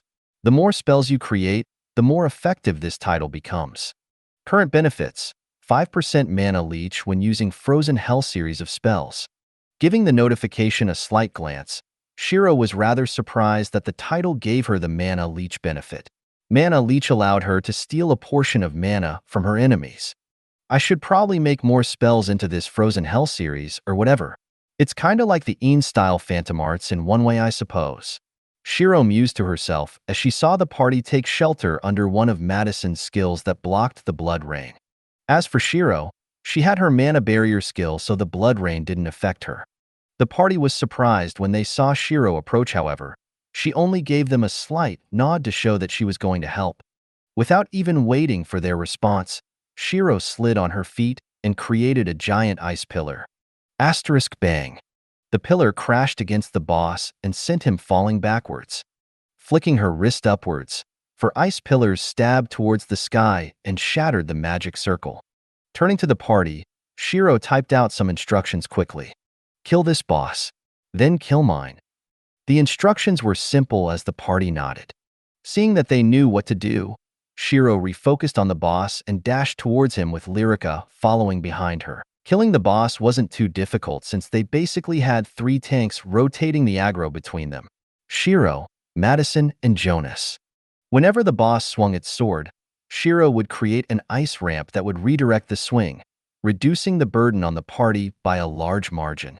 Whittling the health of the boss down, Shiro would occasionally glance back towards her boss and see her spell slowly fading. We don't have much time left, she thought to herself, and increased her damage per second. Once the boss had reached 1 HP, Shiro gestured for everyone to stand back. Understanding that Shiro had one of the biggest damage outputs in the party, they left the killing blow for her. Frozen Hell, Frozen Slumber. 6 magic circles erupted out around the boss, surprising Shiro. Wait, wasn't there supposed to only be 2 magic circles? Shiro thought in surprise. Asterisk clang. Ice chains erupted out of the magic circles and wrapped around the boss. Continuing the spell, Shiro slowly closed the distance between her hands. She only smiled when she felt less resistance from the boss since the defenses were reduced. Freeze. Shiro shouted the keyword as she slammed her hands together. Asterisk bang. The moment she had closed her hands together, the boss was frozen over entirely and shattered into large chunks of ice. Analyzing the battle quickly, Shiro realized that after the spell had become a skill, it had not only increased in power but also reduced the MP cost. We'll collect the loot in a second, let's kill the other boss first, Jonas suggested. Shiro nodded in agreement as the party made their way towards the second boss. When they arrived, they were rather surprised to see the boss in a half-frozen state. The moment he saw Shiro, he glared at her with bloodshot eyes. Same strategy as last time, only this time. I think I'll be the only tanker. Shiro typed out, seeing her aggro with the boss shoot through the roof. The party nodded as it was easy to see the boss being fixated on killing Shiro. ####. The fight wasn't too difficult since the party had already experienced in killing the first boss. With Shiro being the main tank, Madison used the attack-type Demon Knight to increase her damage output. This shocked the party since Madison was a combination of both attack and defense. Her attacking power was just as strong as her defensive power, leaving Jonas speechless since he was the same except that his output for both attack and defense was lower than focus classes. However, from what he could see, Madison's damage output and defense was definitely comparable to the attack and defense of focus classes. Hell, he even suspected it to be a little higher. Why are these 3 so abnormal? Jonas thought to himself.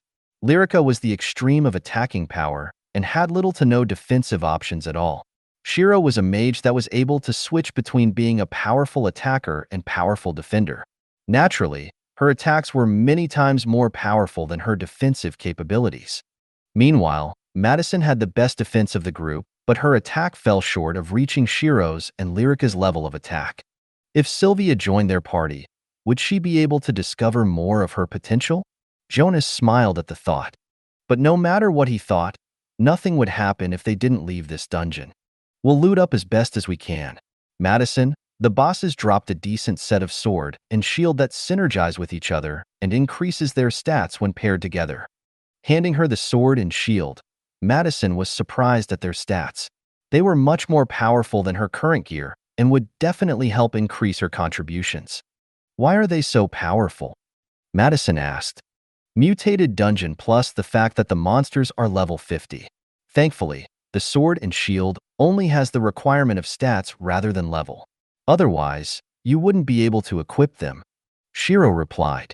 Most of the gear that she found in this dungeon didn't have a level requirement and only had a stat requirement. She guessed that it was due to the fact that this was a mutated dungeon that was originally level 40. The gear was supposed to help the adventurers improve while they were inside the dungeon. Lyrica, here are some armor pieces that will increase your attack and speed more than the set armor you have on. While they don't provide bonuses like your set armor does, their base values combined together is more than what your armor gives you. Shiro typed out while handing her some armor pieces.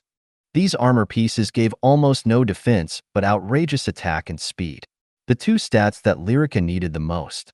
Thanks. She smiled and equipped the armor. Shiro didn't give her the dual-ended blades since they weren't upgraded yet. Plus, there were stronger equipment within the pile of loot that she could use instead.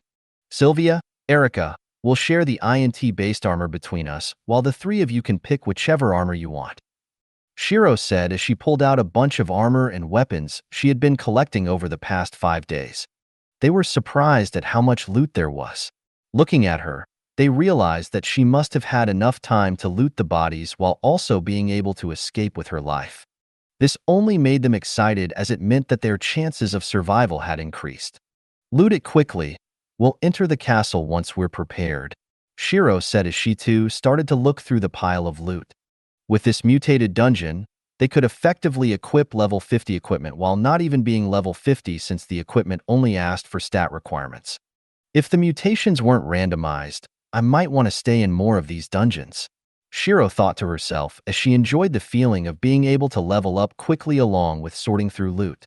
After looking through the pile of loot, Shiro was surprised to see pieces of set equipment that only lacked a few pieces to become whole. Blood Crystal Armor Set, 3/6, purple. A naturally dropped equipment set different from a blacksmith-crafted set since they are more potent in some regard. Plus, a purple level 50 set wasn't something blacksmiths could create at their level, and when they could, they would have better things to make rather than a low-level purple set. Blood Crystal Helmet, 1/6, purple, plus 150 int, plus 10% mana efficiency, plus 5% magic attack. Blood Crystal Boots, 1/6, purple, plus 100 AGI, 50 def. Blood Crystal Arm Guards, 1/6, purple, plus 100 dex, plus 100 STR, plus 5% casting efficiency. Blood Crystal Set Effect, 3/6, plus 100 INT and AGI, plus 10% suppression against blood-type enemies, plus 10% damage against blood-type enemies. While the armor themselves were a little weaker when compared to normal purple armor pieces, the set would only show its true value when it reached 6/6 pieces collected. Does anyone have any pieces of the Blood Crystal set? Shiro asked. I have 2 pieces on me. Erica spoke up as she gave Shiro the 2 pieces. As much as she wanted to keep a purple set equipment, she knew Shiro would be able to make use of it better than her. Rather than momentary loot, she much preferred keeping her life. I have a piece on me. Sylvia spoke up as well. Thank you. Shiro smiled, seeing how they gave her the pieces of a set equipment so easily. Not many could be like them as they would be driven by greed and didn't want to expose the fact that they had the loot. No, it should be us thanking you. If not for your help, we would have lost our lives long ago," Erica said as she didn't think she'd continue dungeoning after they survived this dungeon.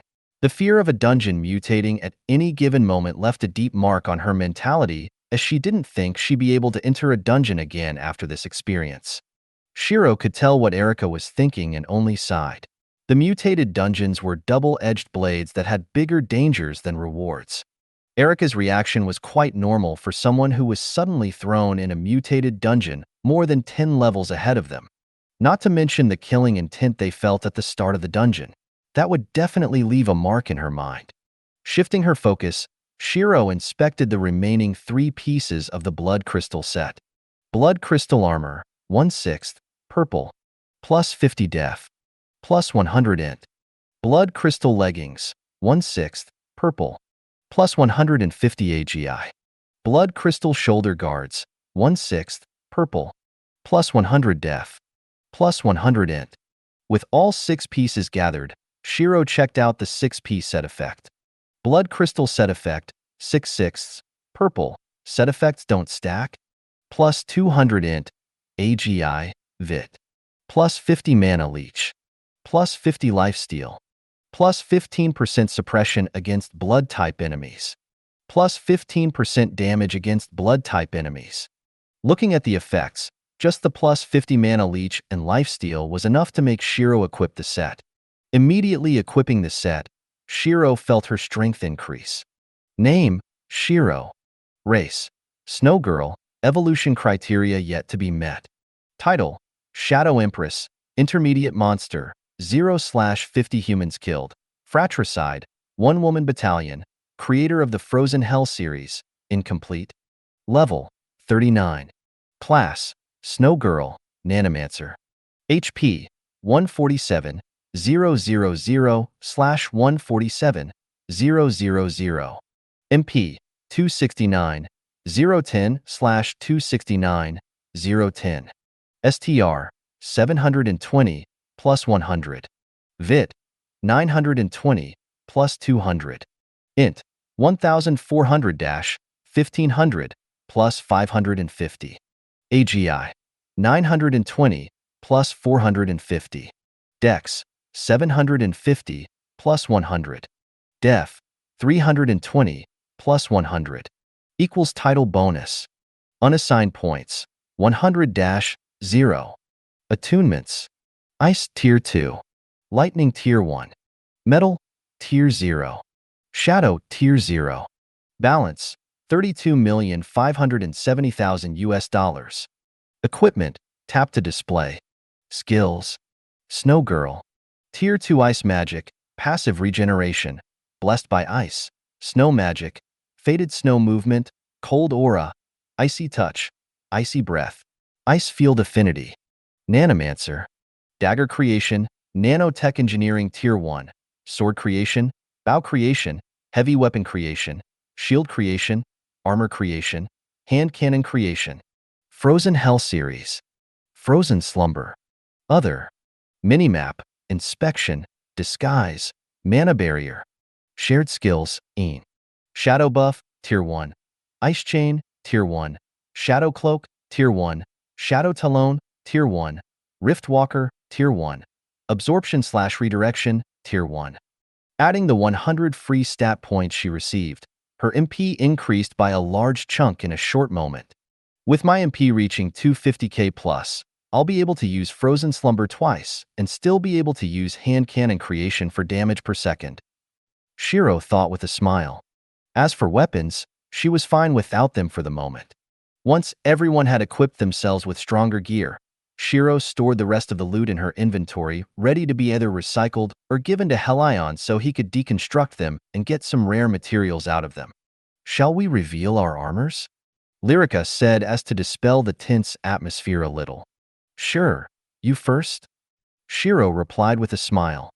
Lyrica nodded as a set of armor appeared on her body.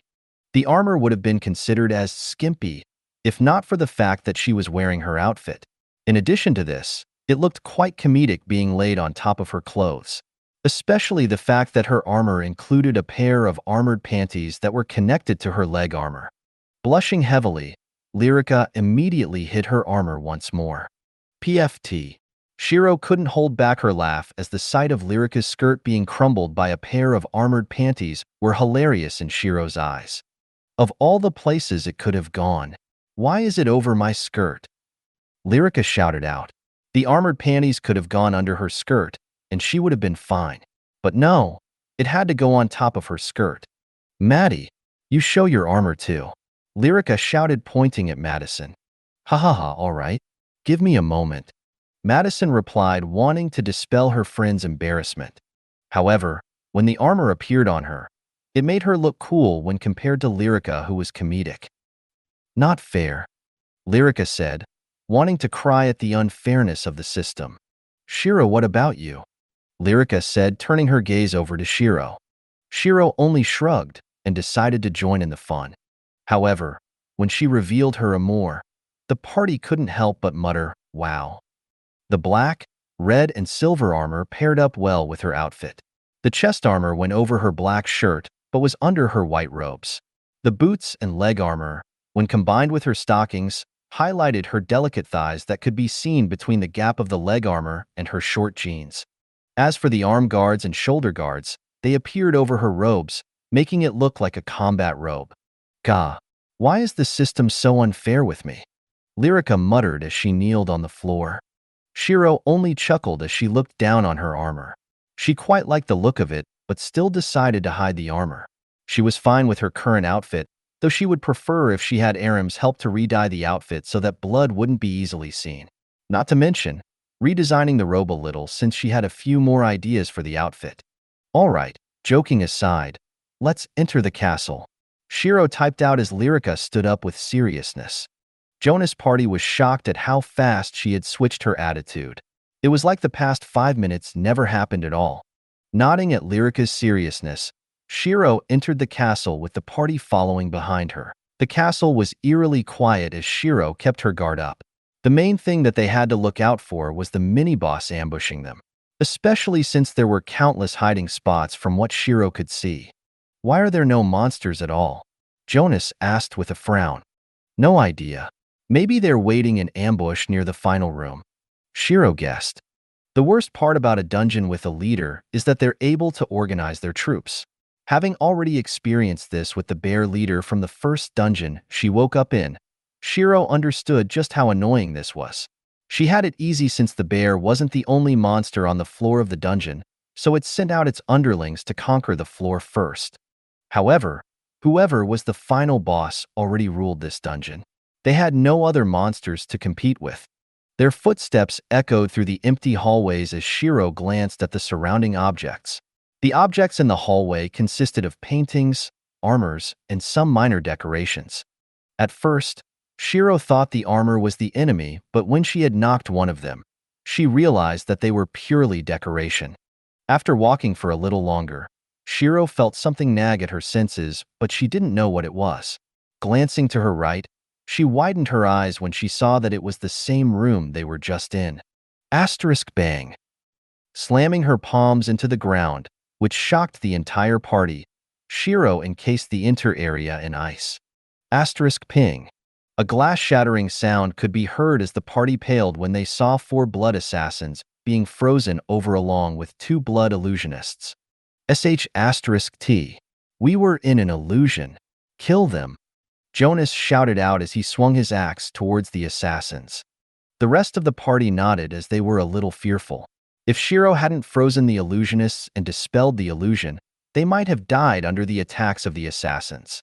While the party fought the assassins, Shiro took care of the illusionists. Flicking her wrist, 2 ice daggers shot towards the illusionist. Asterisk dong. Dong. The daggers hit a translucent barrier and caused the surface to ripple slightly. Tisk. Clicking her tongue, Shiro dashed towards the illusionists. Narrowing her eyes, Shiro sent out her killing intent, causing the illusionists to freeze up. The sudden disruption in concentration weakened the barrier as the ice could be seen encroaching on the barrier. Once she got close enough, Shiro twisted her body and kicked towards the barrier that was encased by her ice. In-style Phantom Arts, 3rd Phantom, Counterweight Phantom. Asterisk bang. Shattering the barrier with one kick, Shiro was surprised herself. While the 15% damage and 15% suppression really does make a huge difference, Shiro thought. The illusionist slammed into the barrier of the other illusionist and was stunned for a short moment. Grabbing the head of the illusionist, Shiro made an ice spike on her knee before slamming her knee into the monster's head. Asterisk crack. Breaking the skull of the illusionist, Shiro killed him with ease. Shifting her attention to the second monster, Shiro flicked her wrist as a huge ice bear trap slammed shut on the illusionist. Asterisk bang. With both of the illusionists taken care of, Shiro returned her attention to the party. There were a few injuries amongst the members, but nothing serious. Sighing in relief, Shiro helped kill the remaining 2 assassins. Keep your guard up. We don't know if we'll enter an illusion again, she typed out after killing the final assassin. Thankfully, they had a much easier time compared to before since the armor they wore had small amounts of suppression against blood enemies. While the suppression wasn't a lot, it still helped to have that extra bit of damage. Yeah, I can't believe we didn't realize that we were in an illusion this entire time, Jonas said, wiping away some sweat. We weren't in the illusion for long. Otherwise, they would have made a move a long time ago. Shiro shook her head. She was about to type again of her phone when she felt a sudden burst of killing intent and dropped her phone. Quickly flicking her arms towards the back of her neck, Shiro made an ice shield that collided with a dagger. Asterisk ping. Since the shield was hastily created, Shiro wasn't able to block the dagger and felt it cut into her back. Shiro, Lyrica called out in shock and swung her weapon towards the assassin that attacked Shiro. Blood Assassin Captain, LVL 50 Boss. HP 200 000/200 000. MP 290 000/300 000. Asterisk dang. The blade was easily parried by the assassin as he swung the second dagger towards Shiro. Shiro gritted her teeth and slipped into the rift. SSSS. Taking a sharp breath, Shiro frowned, seeing her HP drop due to poison. She exited the rift roughly next to Sylvia. Without even saying a word, Sylvia healed her up and dispelled the poison. Shiro nodded as she looked towards the boss. Currently, Madison had the aggro of the boss secured while the rest of the party tried to limit the boss's movements. Dashing forward, Shiro joined in the fight as she had a bone to pick with the assassin. Flicking her wrist, the blood beast long sword appeared in her hands. With just the requirement of 1,000 points in STR, Shiro was able to equip it without any problems. Style Phantom Arts, 2nd Phantom plus 3rd Phantom plus blood transfusion. Shiro's body flickered forwards as she stabbed towards the assassin. Twisting his body, the assassin narrowly dodged the blade, but wasn't able to avoid the edge from cutting a little bit of his skin. However, that was enough. The sword lit up with bright red runes as Shiro twisted her body and slashed the sword upwards. Asterisk PSHHH. Cutting the shoulder joint of the boss, Shiro separated the boss's right arm from his body. Her eyes flashed with a cruel light as she jammed her arm through the wound and broke the ribs.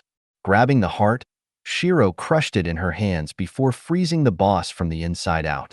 Ripping her arm out of the torso, Shiro watched the assassin collapse weakly. Pooey! Shiro spat on his corpse disdainfully before dusting her hands of the chunks of frozen heart. The party looked at her blankly as they didn't know how to react. Just now, they were fighting a hard battle against the boss until Shiro came over, cut the boss's arm off, plunged her hand into his torso, and crushed the heart. She made the boss look weak while in reality, it was hard to do what Shiro had done. Not only did they need sufficient power to cut the arm off, but they also need to be able to take advantage of the short gap in defense to crush the heart.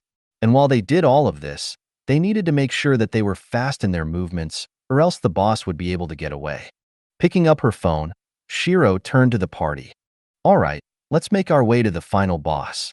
These types of dungeons normally contain 2 or 3 mini-bosses and 1 final boss. Yeah, so either we have 1 more boss to go, or we're on to the final boss, Jonas said with relief. With this, they'll finally be able to escape this god-forsaken dungeon. Sylvia healed up the party completely before they started to make their way to the final room once more. This time, they were able to get to the room without any illusions or mini-bosses. Opening the door slightly, Shiro peeked into the boss room and saw the boss on the throne. Blood Monarch, LVL 50 boss.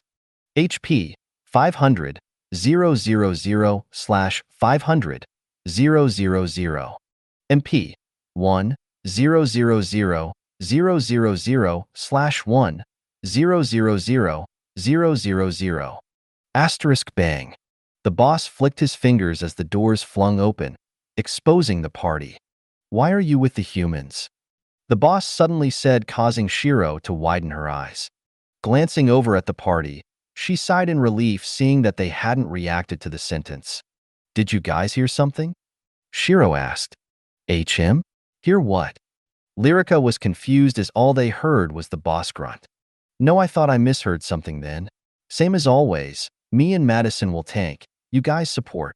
Shiro typed out as she dashed towards the boss without waiting for the party. Brandishing her sword, she slashed towards the boss. Asterisk clang. Traitor, why are you standing with the humans?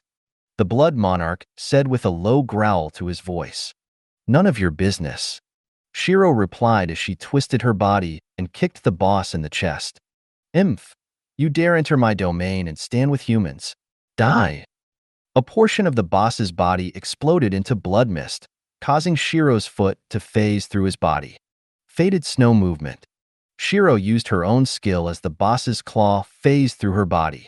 Rolling across the ground, Shiro slammed her hands to the ground.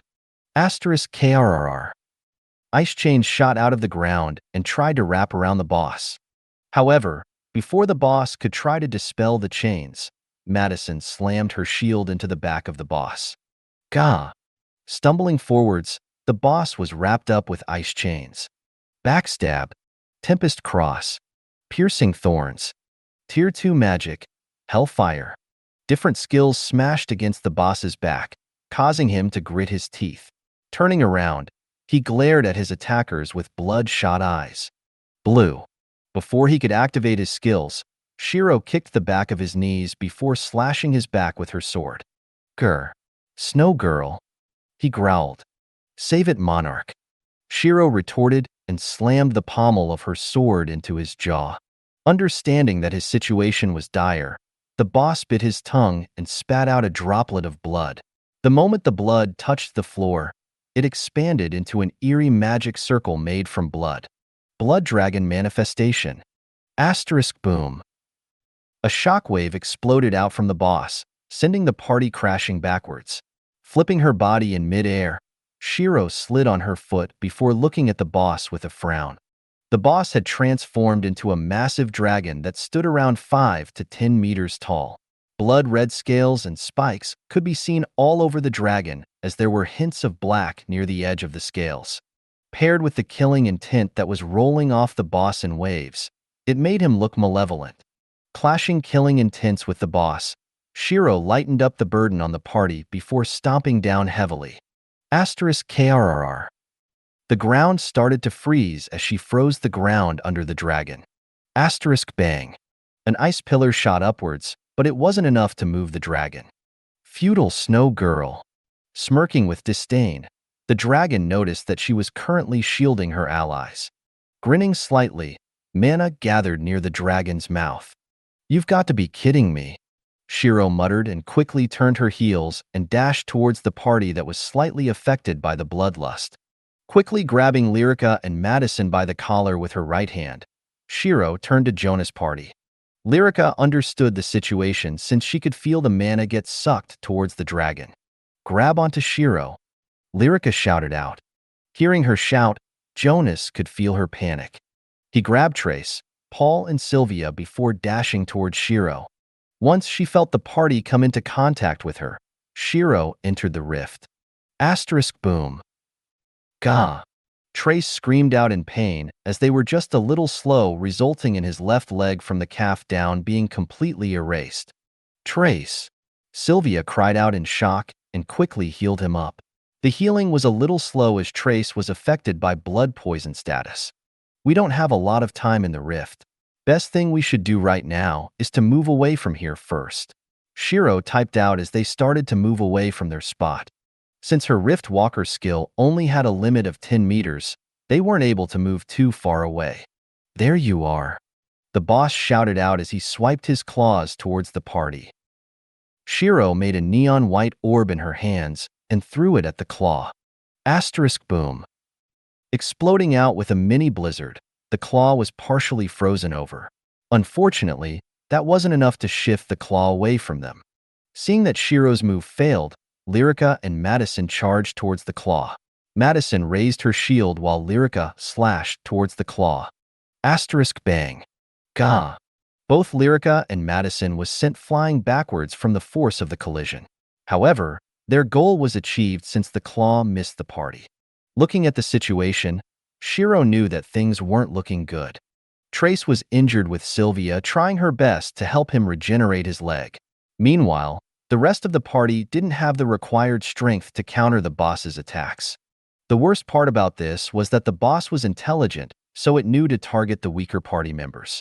However, Shiro was relieved that the boss was playing with his food. This meant that there would be a gap where she'd be able to take advantage of this weakness. Glancing over at Lyrica and Madison, Shiro was relieved to see that they only had some HP taken off them. Thankfully, there weren't any major damages. Frowning slightly at the fact that a few humans had caused his attack to miss, the boss narrowed his eyes. Asterisk Yura. A blood-red magic circle expanded out from under him. Blood domain. Before the domain could activate, Shiro was already working on countering the spell. Frozen Hell. Frozen Slumber. Asterisk KRR. 6 magic circles appeared around the boss as chains shot out of the magic circles wrapped around the boss. Asterisk Pang. The domain was shattered before it could even activate, which caused the boss to growl angrily. However, before he could even speak, Shiro started to press her hands closer to one another. Freeze. She muttered coldly to increase the effectiveness of her spell. She had to try to buy some time for Sylvia to heal Trace so that he wasn't a hindrance to her. Her skill, Frozen Slumber, was able to hold the boss back slightly, but she was struggling. Sweat could be seen dripping off her head while she would occasionally glance back to check the progress. Sylvia, hurry up, Jonas shouted whilst attacking the boss. I'm trying, Sylvia replied, feeling the pressure build up. Annoying, the boss roared out, annoyed at the fact that a weak snow girl was currently suppressing him with her skill. Blood arts, blood armory. Weapons made from blood appeared around him as he narrowed his eyes at Shiro. Since he couldn't move, he would use long-ranged projectile magic instead. Die. Sending the weapons towards Shiro, he wanted to get rid of her first since she was the only one capable of pinning him down. The moment she died, the rest of the party would naturally follow. Not releasing her hold on the boss, Shiro stomped down as a rotating ice shield was quickly erected in front of her. Asterisk dang dang dang dang. Due to the shape and the speed of the shield, the blood weapons were deflected away from Shiro. SK. Shiro thought as she glanced back once more. Sylvia still hadn't finished regenerating Trace's leg just yet. With her MP being consumed at a disgusting rate, she had to stop her spell soon. Plus, to make matters worse, her links were starting to hurt a lot more. Little Een, help reinforce the chains I have on his body, Shiro said as Een nodded. Ice chains X2. The boss only scoffed as he sent a shockwave out from his body, shattering the ice chains. Fortunately, the boss still wasn't able to break out of frozen slumber. I don't know how you acquired such a strong skill, but know this. I know that you can't keep this up. A skill like this would take a lot of mana, and the moment this skill stops, you will die. The boss shouted out in an attempt to try to make Shiro conserve her MP. Yeah, I got it. Now be a good puppy and sit still for this, miss, okay? My friend needs a little second wind, Shiro retorted. Asterisk Poochie. The dragon felt a vein burst as his vision became red. Who the F asterisk CK are you calling a puppy? He roared out and stretched his body as much as he could. Shiro gritted her teeth and exerted more force into trying to push her hands together. However, Her hands were slowly forced apart from the dragon rampaging inside the spell. "It's done," Sylvia shouted out, clearly tired from healing Trace. "Run," Jonas shouted out since he could tell that Shiro couldn't hold the boss back any longer. Trace quickly nodded and grabbed Sylvia by the waist and dashed away from the scene. Ping. The spell shattered apart as the boss clawed his way to Shiro. Shiro threw an MP potion into her mouth and dashed towards the boss. Once she was close enough, she sent out her killing intent and froze the surroundings. The boss, who was hit with the full brunt of her killing intent, halted mid-step before an ice pillar slammed into his chest. "Gar!" The boss screamed with anger as he powered through the ice pillar and broke it apart with brute force. Shiro jumped up and twisted her body in midair. An ice hammer appeared in her hands as she narrowed her eyes at the dragon's head. In-style Phantom Arts, Third Phantom, Counterweight Phantom. Bang. The hammer shattered apart the moment it hit its head due to how much force Shiro had exerted into the hammer. The hit had also sent the boss stumbling back, slightly due to the fact that she had hit him on the side of the head, where it was easiest to disorientate him. Landing softly, Shiro regrouped with the party.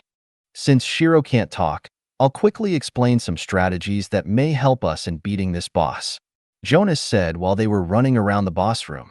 "Main problem, the boss's dragon form. We can assume that this isn't permanent and that it stops him from using most of his skills. I'm only guessing this, so don't take it for granted. If it's on a timer, the best thing we can do is to try to delay him a little. Shiro is the main tank since she's the only one who can actively stand against the boss without being blown away. The rest of us will use long-ranged attacks to damage the boss in the meantime," Jonas said quickly. Shiro nodded and split away from the group. Dashing towards the dragon, Shiro made an ice javelin before throwing it accurately at the eyes of the dragon. Ping. However, the dragon only batted an eyelid to deflect the javelin. Mana gathered in his mouth as he prepared to use his breath attack once more. Shiro only flicked her finger at the boss. Boom. A pillar of ice shot up and slammed into the lower jaw of the boss, slamming his mouth shut and canceled out the breath attack. This continued for a few moments as they never intended to go full power at this stage. They just wanted to buy time for the transformation to wear off. Perish under the blood moon. Blood sacrifice. The dragon shouted out as a red orb was formed above him. Shiro only frowned before aiming her palm at the orb and clenched her fingers. 12 ice spears appeared and stabbed the orb in an attempt to freeze it. Boom. However, the orb only expanded itself and consumed the spears. Ha ha ha. It's usual dash. Shiro slammed the boss with a healthy dose of her killing intent to shut him up. "Yeah, I got it.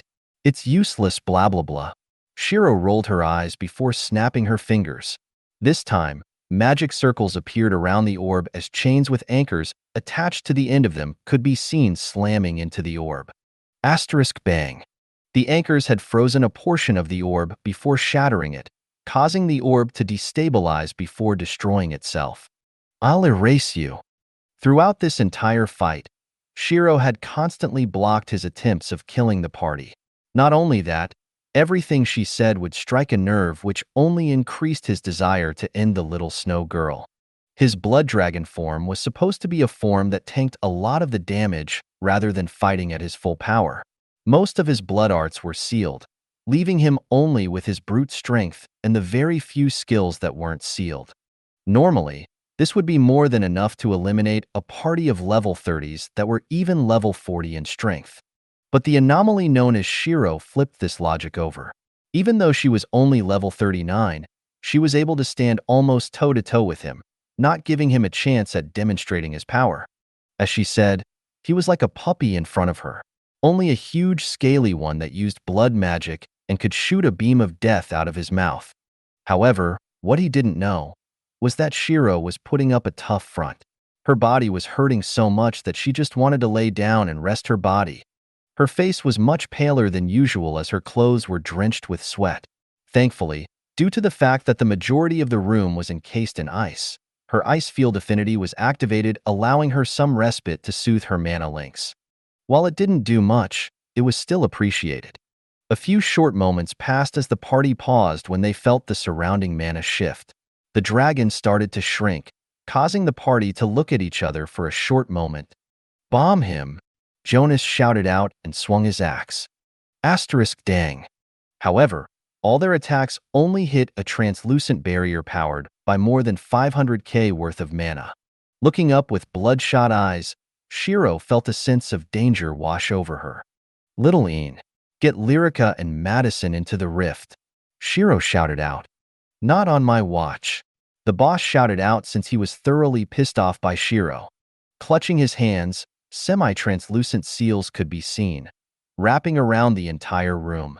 "Spatial seal. With this, you can't enter your rift again," the boss said whilst narrowing his eyes at her.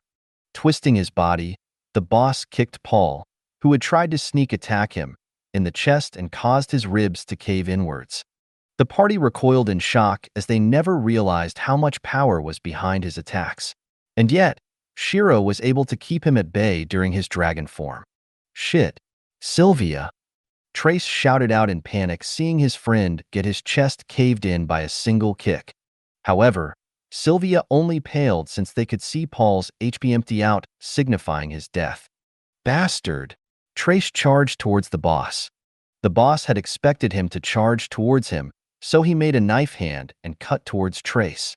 Unexpectedly, Jonas had grabbed Trace by the collar and threw him away from the boss. Poochie. With a single swipe of the boss's hand, Jonas's arm was cut off with ease, exposing his bones and muscles to the naked eye. Sylvia paled and tried to heal Jonas. Bang. Gah. Madison had jumped in front of Sylvia and raised her shield to try block the strike. Even with the power of a defense demon knight, her body was sent backwards. But thankfully, it wasn't fatal due to her defense being much higher than Paul's, but her situation wasn't that much better. Boom. An ice trap had sprung up and tried to consume the boss, but shattered upon impact. Shiro only frowned since this meant that she needed something that can pierce his defenses. Naturally, that only left her Nanomancer class. Looking at the members around, Shiro only sighed as lightning and metal sparked. Style Phantom Arts, first Phantom plus second Phantom. Her body flickered out of view. Shadow Buff X2. The boss, who had just cut off Jonas's arm and kicked Madison away, turned towards the only standing target beside Shiro, Lyrica.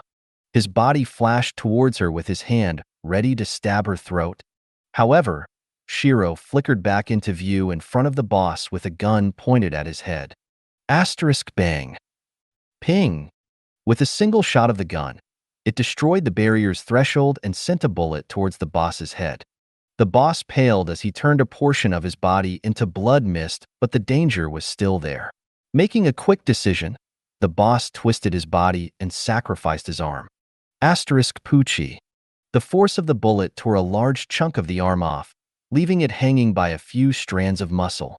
The boss took the chance to create some distance between them whilst trying to heal up his arm. Shiro.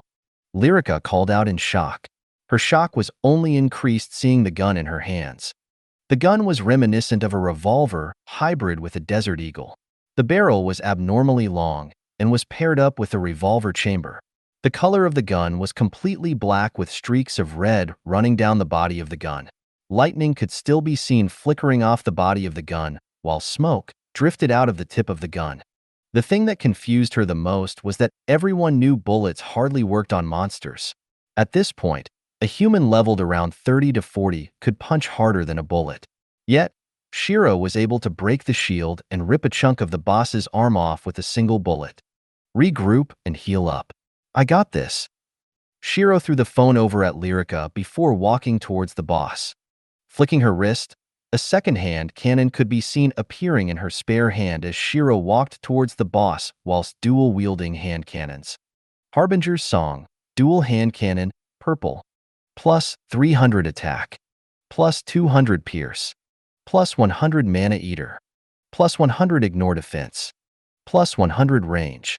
The boss looked at her with a frown since those hand cannons sent chills down his spine.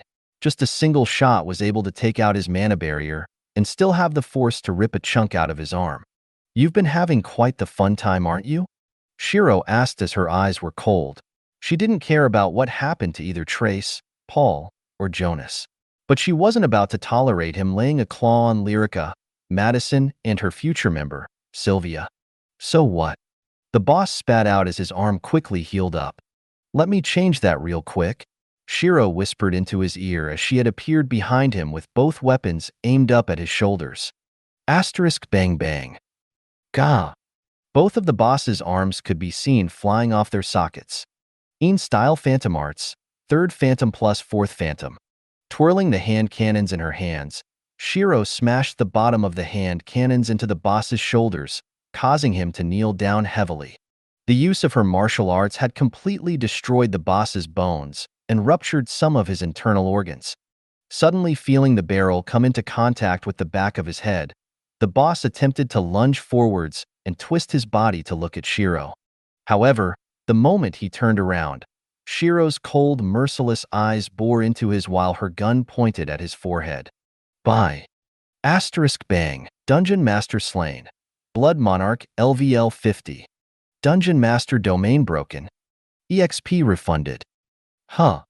Shiro muttered in surprise as she got a few notifications that she had never seen before.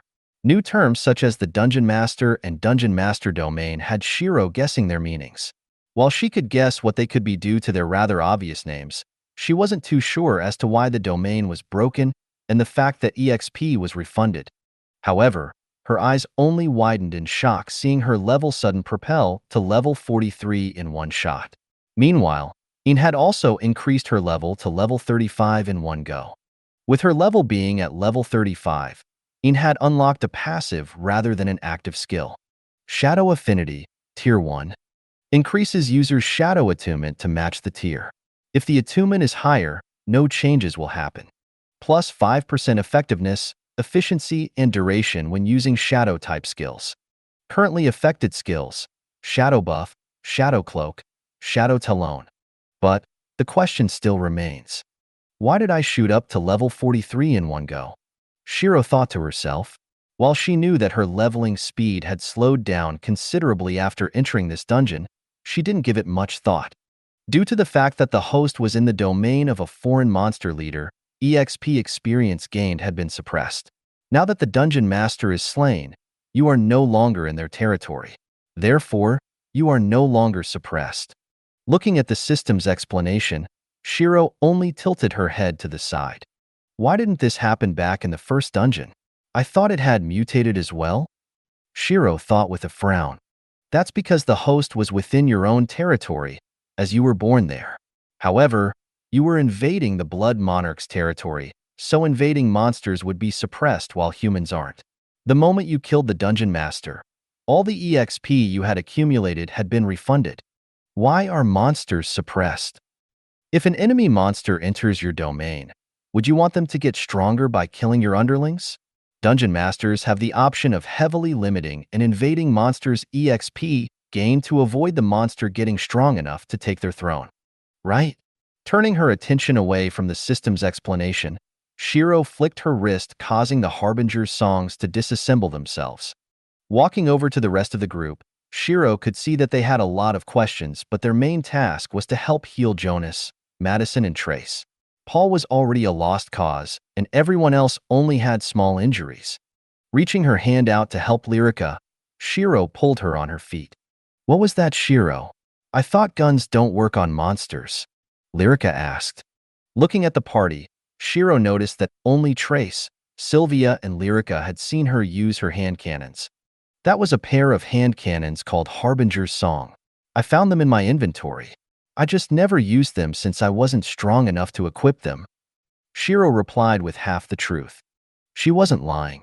With her level-ups, she had just barely unlocked hand cannon creation. Lyrica frowned a little when she saw that Shiro wasn't lying, but also wasn't telling the full truth. While it did make her a little sad, she knew that ignorance was a bliss and the fact that a gun could work against monsters would cause the government to pursue Shiro for her secrets. All right, Lyrica nodded, showing Shiro that she accepted that explanation. Shiro only sighed since she knew what Lyrica was thinking. As much as she wanted to tell her, there were more chances of slip-ups the more she knew. Walking over to the party, Trace had a slightly blank face seeing the corpse of his dead friend. When Shiro walked over, he gritted his teeth and glared at her. If you could kill the boss, why didn't you do it sooner? If you did, Paul wouldn't have needed to die. Trace shouted out in anger. Shiro kept her blank face as it held no pity for Trace. Had they not shown the fact that they wanted to do something regrettable since they thought they were going to die, Shiro would have been willing to expose her cards a bit faster rather than being reluctant since she couldn't trust the either of them. However, she was prepared to hold this responsibility. Everyone has their secrets. I just didn't want you guys to know mine. Shiro crouched in front of him and typed out, "So for this secret of yours, you were willing to let Paul die." Trace screamed in anger as he reached his hands out to grab her. *KRRR. Ice spread out from Shiro's feet as it froze Trace up on the spot, leaving his head exposed. Yes, unless I'm with the people I trust, I would erase everyone who knew of my secret. Shiro replied seriously. Should there be any moment where she would need to expose her secrets to people she doesn't trust or her enemies, she would make sure that she destroyed all evidence that may reveal her second class. Trace shivered seeing how serious she was. "URG," Jonas muttered weakly as he sat up from Sylvia's healing. Seeing that Jonas had woken up, Shiro unfroze Trace and walked up to Jonas. "How are you feeling?" Shiro asked. Out of his entire party, she only cared for him and Sylvia. The rest of the party, Erica, Trace and Paul, she didn't feel much camaraderie to. "Except for the fact that I'm lacking an arm, I'm fine," Jonas replied with a small laugh. "Well, we can wait a little longer for Sylvia to heal everyone up," Shiro typed out with a small smile. "Oh right, what about the casualties?" Jonas asked as he looked around. "Paul died. You and Madison had the worst injuries. Erica, Trace, Sylvia had light injuries while me and Lyrica are pretty much fine." "I see. Paul died," Jonas muttered as he clenched his fist. "Jonas." Shiro let Paul die. She could have killed the boss much earlier, but she wanted to hide some *T secret of hers. Trace shouted out, "I already know that Miss Shiro had some secrets that doesn't need to be known by us. How else would she stand against the army? However, be grateful that we're still alive." Jonas shook his head. Thankfully, Shiro wasn't one of the more extreme cases where she would kill everyone here in the dungeon to retain her secret. "You." Trace gritted his teeth and looked at Sylvia. "What about you, Sylvia? Surely you agree that it's Shiro's fault that Paul died, right?" he asked. Sylvia only bit her lower lip and looked away.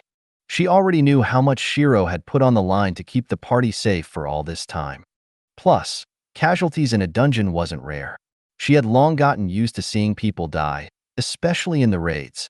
Only this time Paul was a friend of hers. Trace only gritted his teeth and glared at Shiro with killing intent that he didn't know he was releasing. Shiro narrowed her eyes as she watched Trace walk away. "I should tie up any loose ends," Shiro thought. She flexed her fingers as 2 ice daggers appeared in her left hand.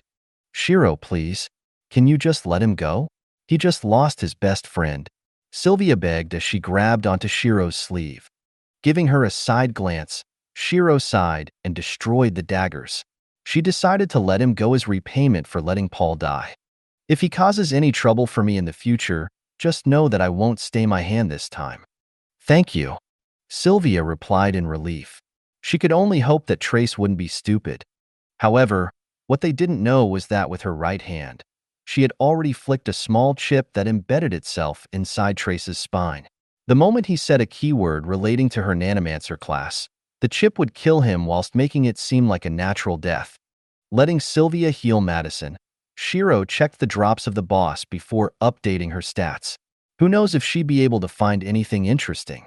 After all, her gains in this dungeon run were pretty significant, especially since she had gained the Blood Crystal armor set.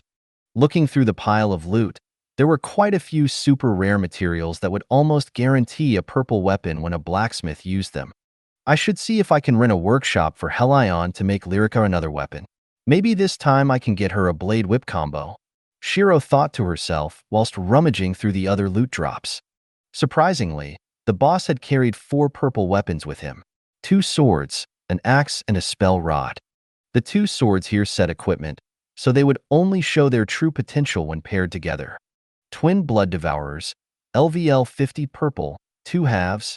Requirements: for 1000 STR, plus 700 sharpness, when paired, plus 500 attack, plus 350 attack speed, plus 150 lifesteal, plus 150 bleed, minus 250 def. The swords resembled katanas and were colored completely black with blood-red runes etched to the blade of the katanas. Unfortunately, the katanas were one of the weapons that she hardly used. Not to mention, she didn't even know if she could dual-wield these katanas. Just the 4000 STR requirement was just borderline insanity. Hardly anyone would push all of their points into STR and neglect the rest of their stats. Naturally, there were ways to reduce the requirements, but by the time they got the titles and items to help decrease the requirements, they would have gotten better weapons already. Storing the twin katanas away, Shiro looked at the axe and spell rod. Blood Warrior Axe, LVL 50 purple. Requirements: 2000 STR, plus 250 attack, plus 250 momentum boost, plus 100 bleed, plus 50 blood poison, minus 100 attack speed. Blood Mage Staff, LVL 50 purple. Requirements: 2000 INT, plus 200 int, plus 200 spell damage, plus 10% effectiveness with blood type spells, plus 100 lifesteal, plus 100 mana leech. Both were decent, but Shiro had no use for either of them. While she may be a mage, she was a hybrid mage that could shift to all ranges of attack. Standing still and using a spell rod was not her fighting style. As for the axe, she could probably hand it over to Madison since she used an axe when she went into the attack demon knight form. "Jonas, you're fine if I take all the loot, right?" Shiro asked, glancing over at the wounded adventurer. "Yeah, take it. I have no use for it," Jonas replied. Giving Shiro the loot was a small payment for keeping his life. Shiro nodded and stored all of the loot away in her inventory. With the loot sorted, Shiro shifted her attention to her stats. After her EXP was refunded by the system, she had a whopping 1000 points to spend on her stats. Not only that, but the jump from level 39 to 43 also gave her the 4th star up. Name: Shiro. Race: Snow Girl. Evolution criteria yet to be met. Title: Shadow Empress. Intermediate monster. 0/50 humans killed. Fratricide. 1 woman battalion. Creator of the Frozen Hell series. Incomplete. Level: 43. Class: Snow Girl. Snowmancer. HP: 157, 500/157, 500. MP: 374, 010/374, 010. STR: 800, plus 100. VIT: 1000, plus 200. INT: 1800-2300, plus 550. AGI: 1100-1500, plus 450. Dex: 900-1000, plus 100. Def: 400, plus 100. Equals title bonus. Unassigned points: 1000-0. Attunements: Ice Tier 2. Lightning Tier 1. Metal Tier 0. Shadow Tier 0-01. Balance: 59,103,500 US. Equipment: tap to display. Skills: Snow Girl. Tier 2 Ice Magic, passive regeneration, blessed by ice. Snow Magic, faded snow movement, cold aura, icy touch, icy breath, ice field affinity. Nanomancer, dagger creation, nanotech engineering Tier 2, sword creation, bow creation, heavy weapon creation, shield creation, armor creation, hand cannon creation. Frozen Hell series. Frozen Slumber. Other. Minimap, inspection, disguise, mana barrier. Shared skills, Shadow Buff, Tier 1. Ice Chain, Tier 1. Shadow Cloak, Tier 1. Shadow Talon, Tier 1. Rift Walker, Tier 1. Absorption/redirection, Tier 1. Shadow affinity, Tier 1. Just a single run of this dungeon had benefited her greatly, allowing her stats to shoot through the roof, especially with her 380k plus MP right now. Unfortunately, to her confusion, she had not been able to unlock the next firearm, which would have been either the shotgun or the sniper. There was also the option of a submachine gun and assault rifles, but she'd rather wait for the Gatling gun. After all, the submachine guns and the assault rifles didn't pack the punch she liked. A heavy-hitting weapon was what really got her blood pumping. The feeling of controlling the recoil, the explosion, and the destruction she would cause with her weapons is what made the heavy weapons truly rewarding. With her status updated, Shiro looked at the requirements of her 4th star up. Snow Girl. Square root, 3000 int. Square root, kill 500 enemies with class abilities. Square root, pseudo-elemental armor generated. 0/5 Jade Ice. Square root, see ranked mana stone. 1/2, create 2 skills. Thank you for watching. I hope you enjoyed today's episode. If you did, please like, share, and subscribe.